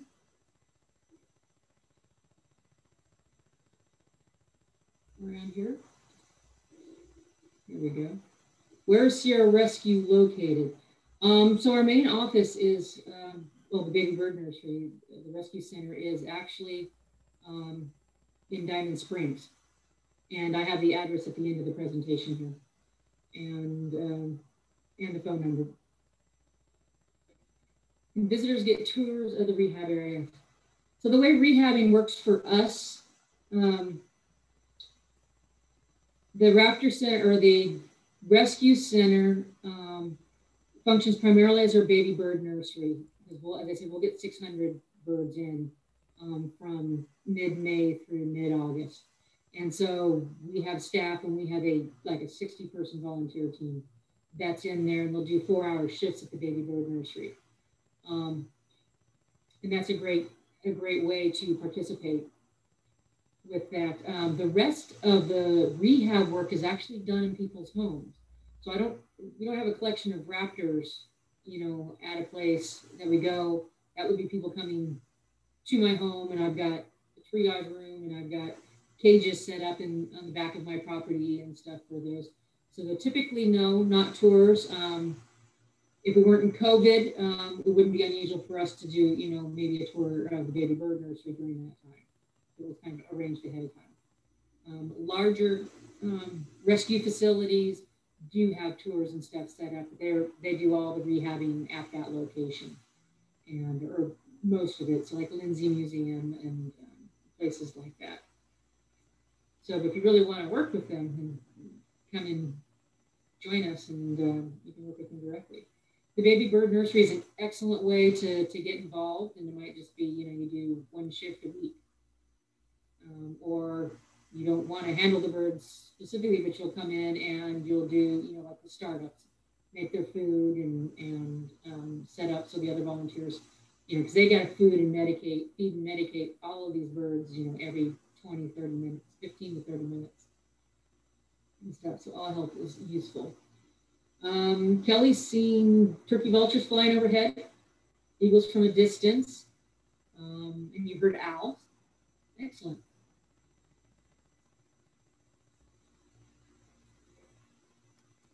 So obviously, if I'm showing my screen, bald eagle, golden eagle, osprey, very common.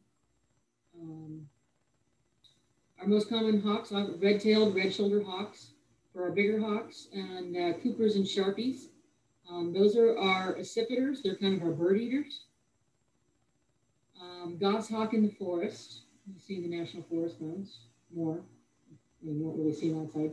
Our falcons are American kestrel, which I've got an example of here. Merlin and the peregrine falcon.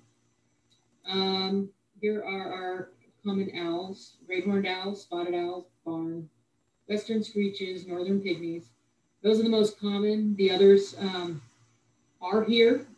We don't get them into the rescue as much. Our other teams, we have fawns, possums, rabbits, squirrels, skunks, raccoons, fox, coyote, bobcats, songbirds, doves and pigeons, corvids, waterfowl, waterbirds, and game birds. So even though we don't do bears, we do an extensive amount of wildlife. So taking a look at this, this is kind of a youngish screech owl. It's kind of cool about screech owls, and actually most raptors in general, is that they're masters of disguise. So actually, let me share this. So if you look at Zuri, and you might have seen that on the picture better, she's got this striping. So when they're alert or alarmed, they'll actually get very tall and thin, like that picture was, and next to and they've got the little horns.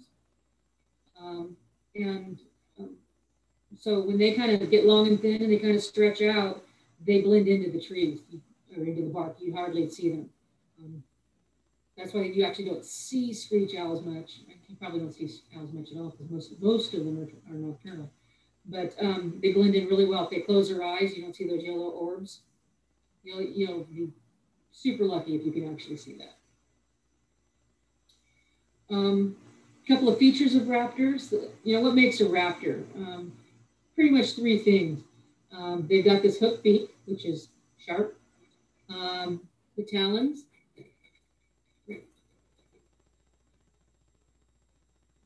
Broke the law and touched your feet. And so they got these talons and very, very sharp claws.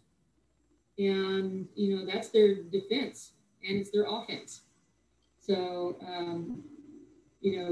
they said, what did I say before? 500 pounds per square inch on, great-horned owls. Red tails are high too. Her, obviously, being smaller, isn't quite that strong. But she has a hefty grip. And if I don't have a glove on and she gets those nails in me, that's not fun. This beak is designed to tear and rip flesh. And they're very good at that. If you look at their eyes, they're really big for their size. And they're actually tubular. So they kind of go back into a socket. Here, let me show you something. We'll go back to sharing the screen. You really need to find a program where both are showing. All right. So here's those talons. Those can do some damage to you.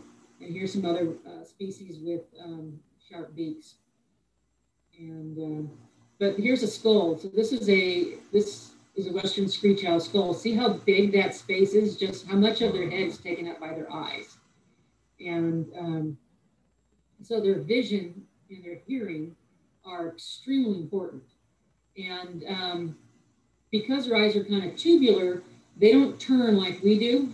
We can kind of manipulate our eyes around in our head and look left and right. So they actually have to physically turn their head. And in order to do that, they've actually we have 7 vertebrae in our necks. They've got 14. So they can turn their head 270 degrees if she's going to cooperate. Okay. So it's like they can almost turn their head. It's not quite all the way around and stuff. So it's kind of weird, especially in the bigger owls when they just kind of like, they're facing away from you, but they're looking at you.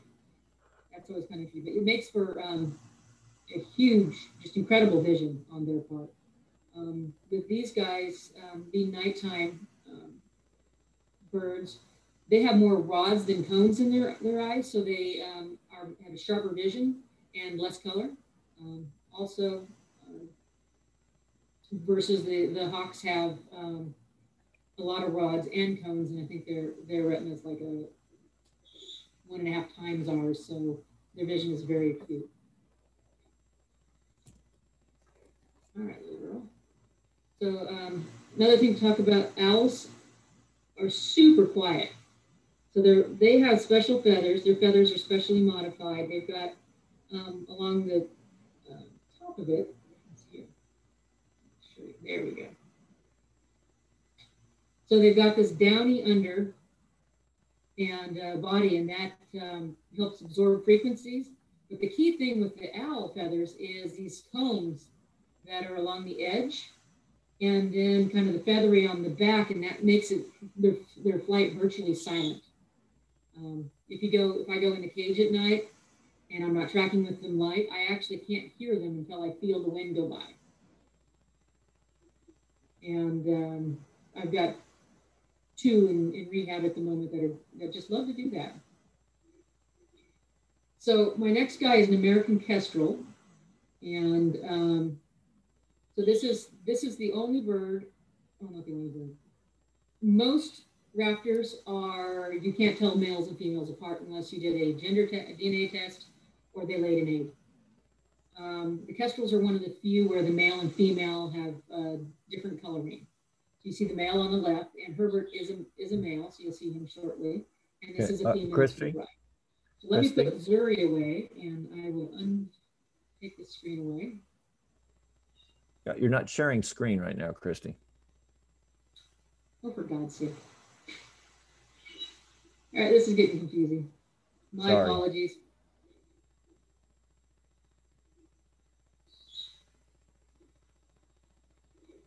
There we go. Got it. Show the feathers? Okay. No, we didn't see the feathers. You guys got to tell me this, Carl. Okay.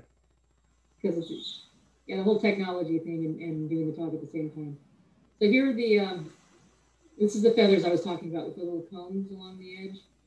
You can see them kind of here in the serrations and stuff. But so here's the kestrel, male on the left, female on the right. I'm going to get Zuri away while you guys are taking a look at that.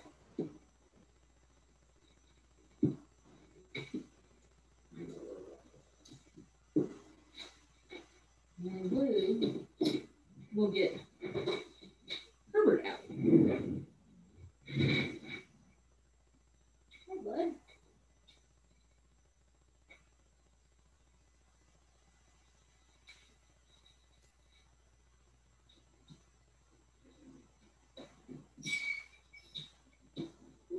There we go.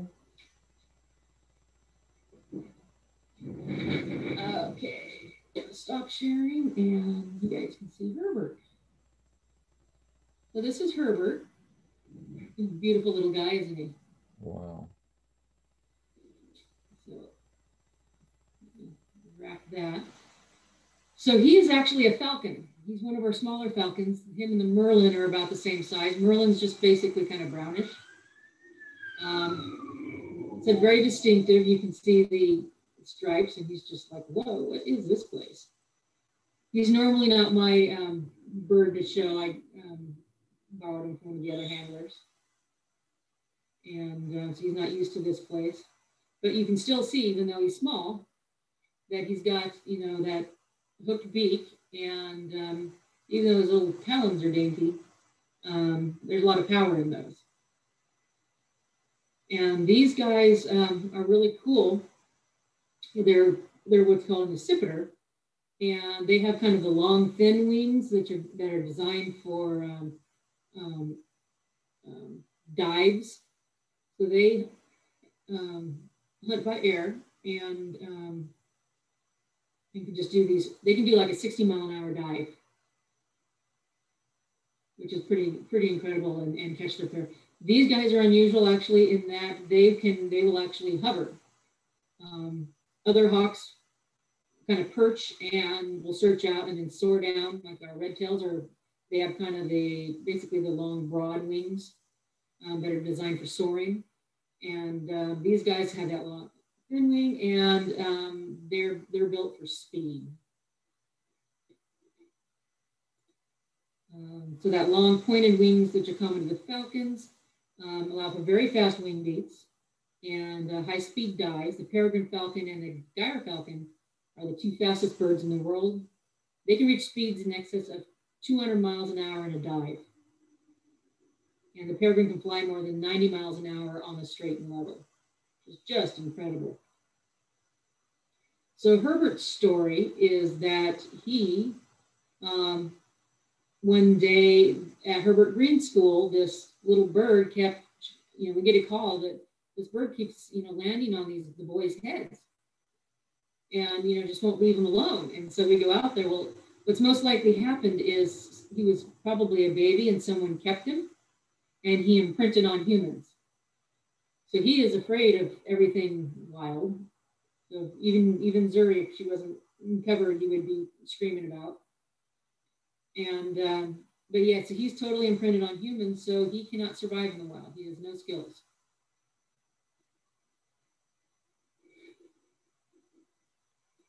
Okay, so figure out where I'm going here.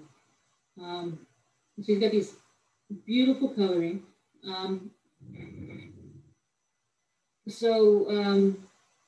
One of the things people always ask is, if you find a baby, if you touch it, you'll put your smell on it and the mom won't take it.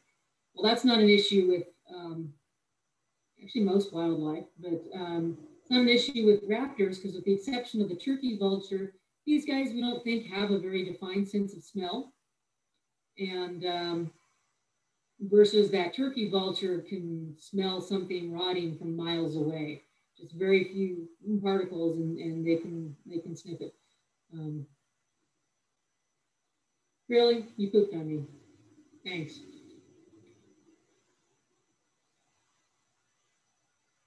So anyway, these guys are pretty cool. You notice the kind of the striations and stuff. So let me see if I had something else here I wanted to say on them. I am running close on time here. Migration. So these guys actually normally migrate. Most, actually, the raptors do migrate, except for great horned owls and screech owls. They have a tendency to stay put. And only some of the red-tailed hawks will migrate. You see those around a lot right now, but you're not really seeing, the red shoulders and the other type of hawks and stuff because they've all migrated. Most hawks migrate long distances. Many of our North American species spend their winters in Central or South America. So, but this little guy stays with us year round.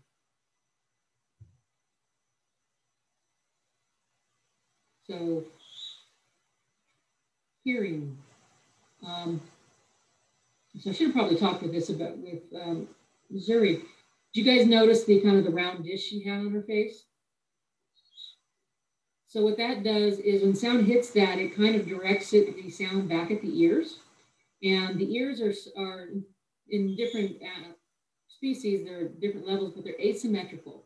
So when the sound hits them, it hits them slightly differently. And with that, they can triangulate to a T where their prey is.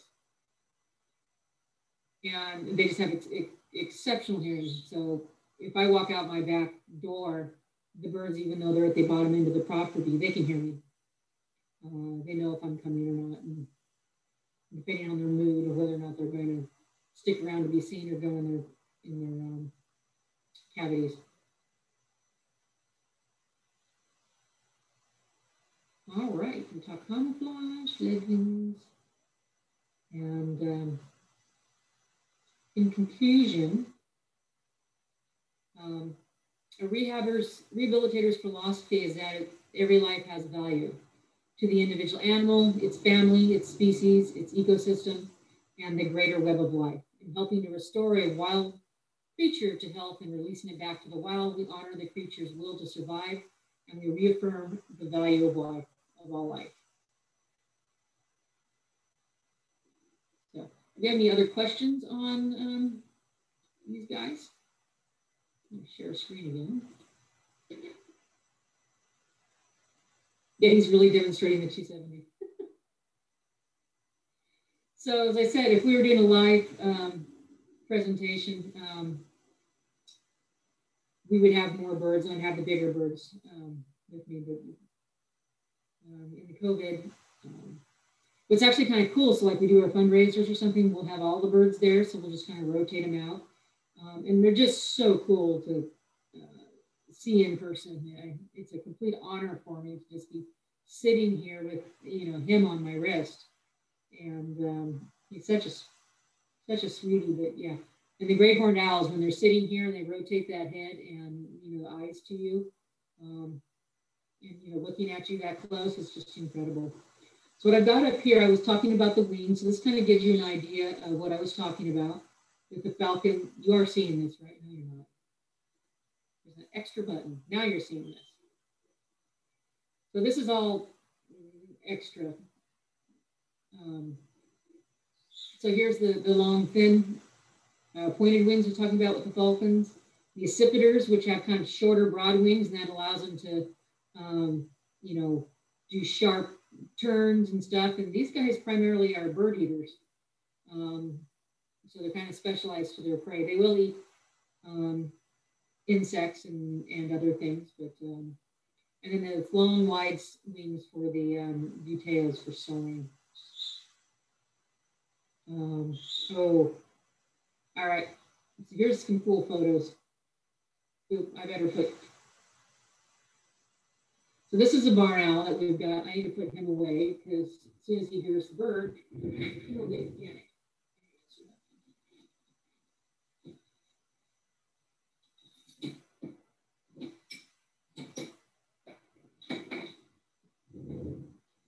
So I run over, but so barn owls are super cool because, you know, I told you Zuri's called the Western screech owl. Well, screech owls actually don't screech. It's the barn owls. You want to take a look at this guy here. Can you even hear that?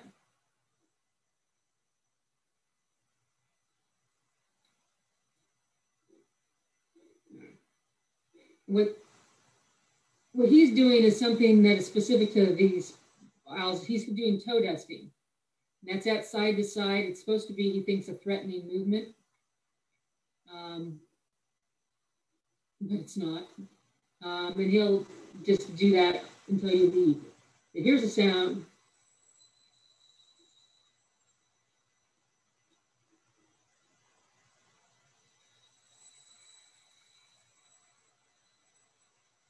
Can you guys hear that, Carl? Sorry, I was muted. It's very faint. Well, that just takes all the fun out of it. So, all right. You can see this particular movement here on the right, though, right? The Correct. videos are coming across? Yeah. Okay, good. So this summer I had 3 babies, and these other adults here were ones that came in as rescues. And these 3 babies actually came out of their nest. A homeless guy found the first one, and the next day another one fell and another one fell. So we ended up with 3 of them. That was very nice of the guy. So this is just to give you an idea how fast these babies grow. This is at 2 weeks. And by 3, 4, 5, 6. So they're an adult in, what, 2 months? Is that right, 60 days? Yeah. So, well, not adult, they're juvenile, but they are in 2 months ready to hunt and take care of themselves. So it's pretty incredible.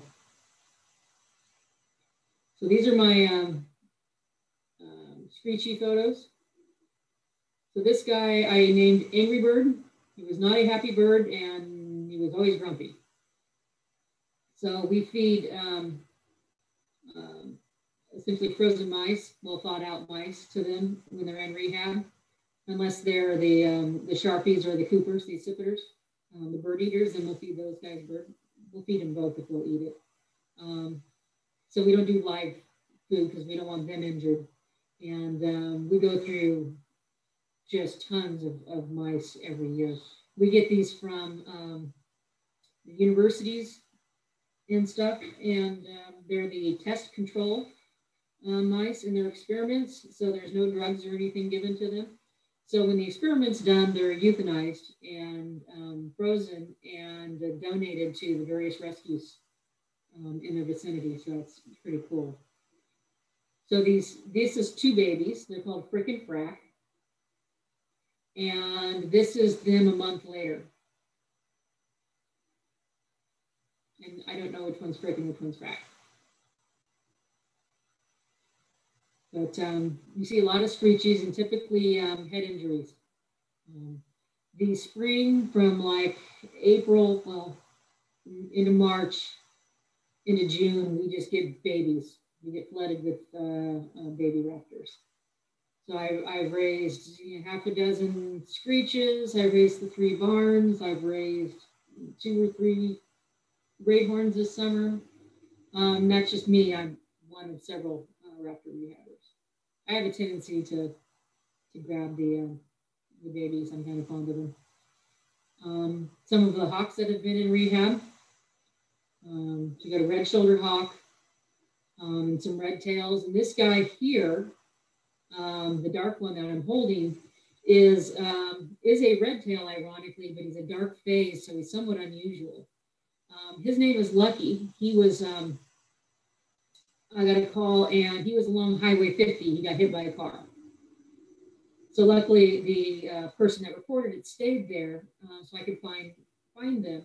And in the course that time, he had climbed up the side of it was a very steep embankment, tall embankment there. And I'm looking at this going, okay, this is going to be so fun and embarrassing for my butt to, hoof it up this vertical thing with this big box and gloves and net and stuff. And when I started to do that, then he jumped off the hill and flew back into traffic and got hit a second time and got spun out into the center divider. And so I ran back to the truck, and this is Highway 50 traffic going back and forth. So I looked for a hole and got across. I was just there's no way he survived getting hit twice. And I just hoped like hell he didn't run from me again when I went over there. So I got the truck there. There's not really enough room, so I've got the blinkers on. People are just zooming by, and I'm like, I'm just going up. I'm grabbing him and throwing him in a box, and because if he spooks again, he's going to get hit, and that one's going to do it. And I was able to grab him and get him in the box and stuff. And I think what happened is he came out.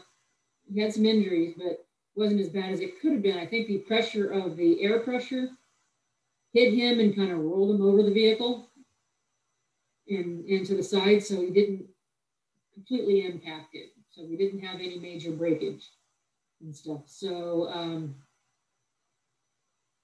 he was, that's how he earned his name, Lucky. So he stayed with me through the triage phase, and actually and went out into my 50-foot cage.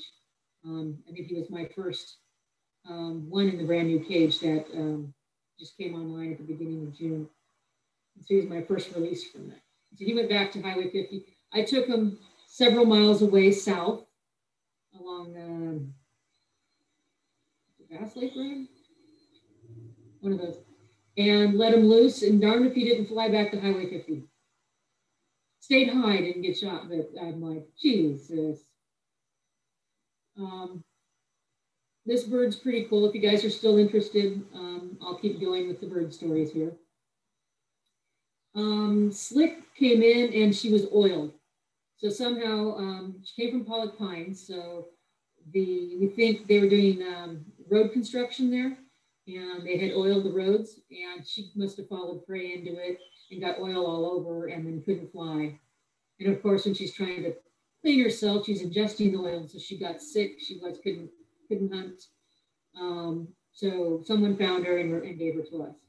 So we, this whole de-oiling procedure that I'm going to show you here is actually done with from the International Bird Center down in the Bay Area. And this was just super cool. So we actually put her on,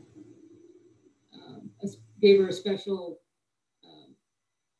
medication, so she wasn't getting sick from the oil, because she was too fragile. If we'd actually tried to wash her right off the bat, she probably would have died from the stress. So we kind of built her up for a week, and then and I made an appointment with the International Bird. Their whole job is they take in regular rescues and stuff, but when there's oil spills and stuff, this is what these guys specialize in. Their facility is incredible if you guys get a chance to check it out after COVID. So this lady is basically the director, and Isabel, and she is just awesome. So we come in, and the first thing we do is we put rolls of gauze on their feet and then wrap them up. So we take those weapons out of play, and but it kind of looks like he's got just green balls hanging down there. So they have a specialized room where they can do 3 or 4 birds at a time, and they set up multiple tubs, and the water has to be like 103 degrees because their body temperature is higher than ours, and it's multiple, and they go through tons of Dawn, and Dawn's really the ticket. It's all for de-oiling birds. And we actually used 4 tubs. So we basically put him in the first tub. I'm holding him and supporting him while she's doing the cleaning. So I'm keeping his head out of the water there and kind of supporting the body underneath. And when that water gets gets dirty, then we shift him to the second tub that's all nice and fresh and clean. And we keep scrubbing on him. And then, so after about 4 tubs, he was pretty clean. So this was, you can see his little head here with being held out. He does not look happy. And when you can see the picture here where little green ball is down there, when we pulled him out, we're about to switch him to the 3rd tub. And that's just an awesome picture. He's just like, oh, get it over with. But it was actually very cooperative the whole time. This bird's name, by the way, was Slick. So here you can see, the swabs they use when you're in the hospital to kind of keep your mouth moist. Those are what we use to scrub and clean the oil off them. And then they go to the rinse station, and then he's put into a cage that has a pet dryer that attaches to the cage and dries him over time. So while he was drying, they actually gave me a tour of the facility, which was pretty awesome. And then we pull him out and take a hair dryer on low and get any of the areas that, didn't completely dry. And then you end up with a sparkling clean bird. So that was a very traumatic day. That's just a lot of handling, a lot of activity. And if we had tried to do that on day 1, we would have lost her. But she actually did survive and was releasable. So this is my backyard, and I did a little mini tour here. So if you look at this cage, the area to the right is the small flight cage, which is, flight cages are needed for them to be able to recondition. If they've been out of the wild for any length of time, they need to have time flying to get the muscles back in shape and we need to make sure that they can feed themselves and that, they have no problems flying. So the cage to the right is an 8x8 by 20, and that's basically a full release cage for small screech owls and kestrels and stuff, and it could be an intermediate cage for larger birds. So you need a 12 by 12 by 30 when you go up to red shoulders or barn owls, and you need a 12 by 12 by 50 when you go up to red tails and great horns and great grays and stuff. So what you're looking at here is some smaller cages that I built in the you have to have a double door system so they can't get by you with the door. So I had extra room in here, so I built these in so I could get birds out of the kennels. Their triage is usually done in the dog kennel. This gives them more space. They can move around, but I can still easily grab them up and medicate them. And the contractor that I had built this, that's all plastic paneling, and the floor is the shower membrane. So I can just hose that out and it hits the gutter and goes right out the back. So it's pretty cool. We're entering Zuri's cage now. Hers is 8x8. And you can see I've got 1/2-inch netting around there. That protects their feathers. On the outside, I've got hardware cloth, which will shred their feathers, but that's for predator protection. So this gives her something to hang on and to grab, and keeps their feathers safe from the hardware cloth. These cages are also set on hardware cloth, so, you know, like 18 inches, so things can't dig in. Predators can't dig in from the wild. And her cage is unusual in that I've got a clear roof on it. Because she's blind,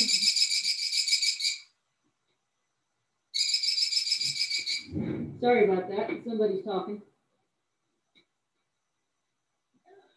That would be our kestrel, Herbert. Anyway, I need to maximize the light in there for her vision, so she's got a clear roof. And since she's year round, I actually don't have it so that it could rain in there. This is the 20-foot flight cage, and yeah, I've got various size perches. I got them on both sides. I've got platforms because some of the raptors like to have platforms. That's water. Swings to emulate branches. Right there. So this is actually where I feed them, and I've got ant problems.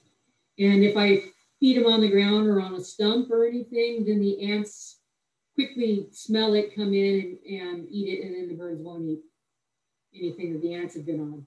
So this is a kiddie pool with water in it, and then that stand is in it so the ants can't get to the stand. It doesn't help with yellow jackets, but it solves the problem for these guys. I actually have a screech owl in here, but it's daytime, so they're nocturnal. So he's actually snoozing behind his kennel here.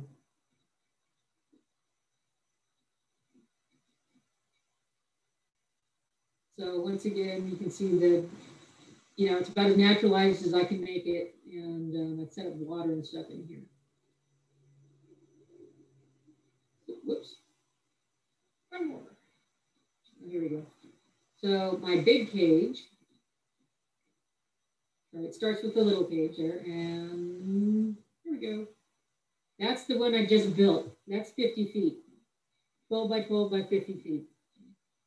You guys are still hanging in here. And there are special considerations with this. This one, as it's so expensive, all cages we build need to be able to take it apart and move to another location. If something happened to me or I was hit by a car or I died, that's $20,000 sitting there. Half of that's in the materials and half of that was in a contractor's time.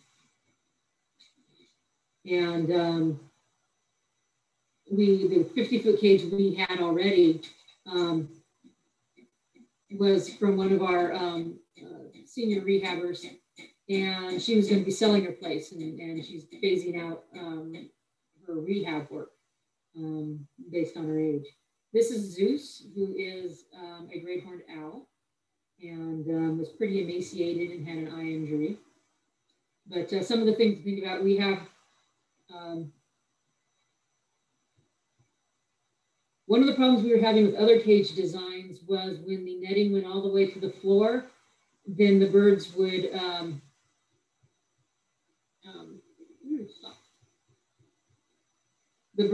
try to climb. If they couldn't get to the perch,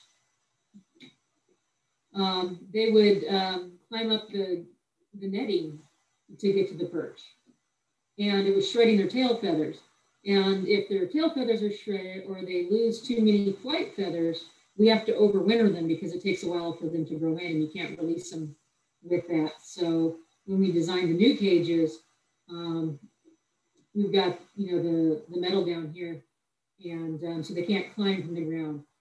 I set up a tree right here, branch that they can, like when she came in, she was pretty emaciated and lost most of her muscle mass and stuff. So she could get on the stumps and stuff, but she couldn't really get up to the perches. So, every day she made good strides, and now she's up to the higher perches and flying back and forth like you just saw. And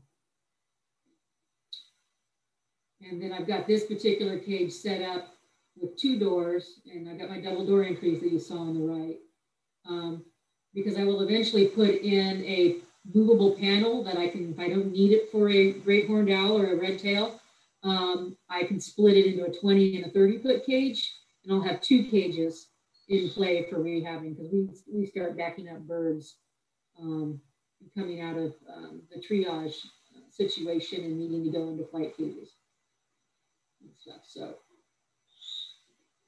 and then here's some good ones of Zeus flying.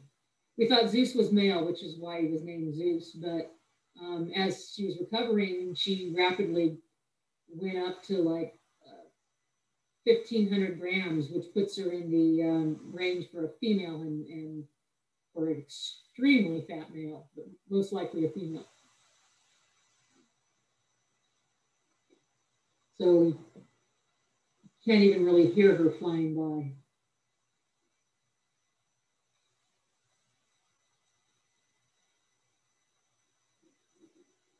So she's come a long way from, only being able to hop up on the things there. So I told you guys about our rehabber's philosophy, and this is my last little video. And this stuff never quite works out perfectly. With those big gloves on, which is what I use with the bigger birds, I can't manipulate. And so we're going to release this hawk.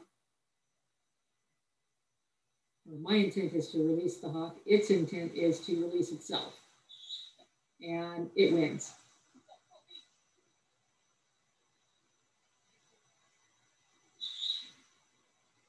So, and this is why we do it. This is so cool when you've been with them through the injury and the medication, and are they going to live? Are they not going to live? Watching them progress in the flight cage. And then now it's time to return them to the wild.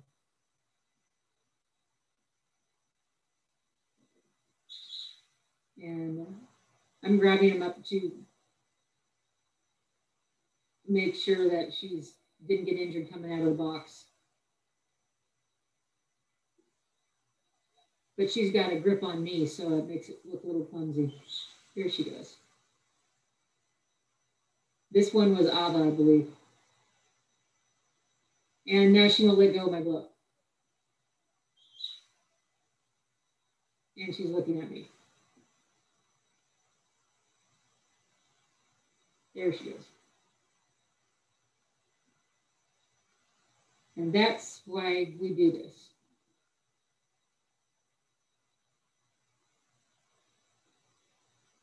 So that is my presentation, guys. That's our contact information. And we went super long. It was very rude of me, but those of you that stuck around, thank you very much. So there's my contact information, both for work and for Sierra Wildlife Rescue. And thank you for caring enough to attend this. Okay, well, thank you so much, Kristi. Cool. Okay. So if you click it back on gallery view, then you'll be able to see everybody again. Okay. So I'll go ahead and end the recording now. Excellent. Bye, guys. Thank you for sticking around and learning about interpretation and about our local inhabitants. And thank you very much, Carl and Inthea, for hosting this program. Okay, very good.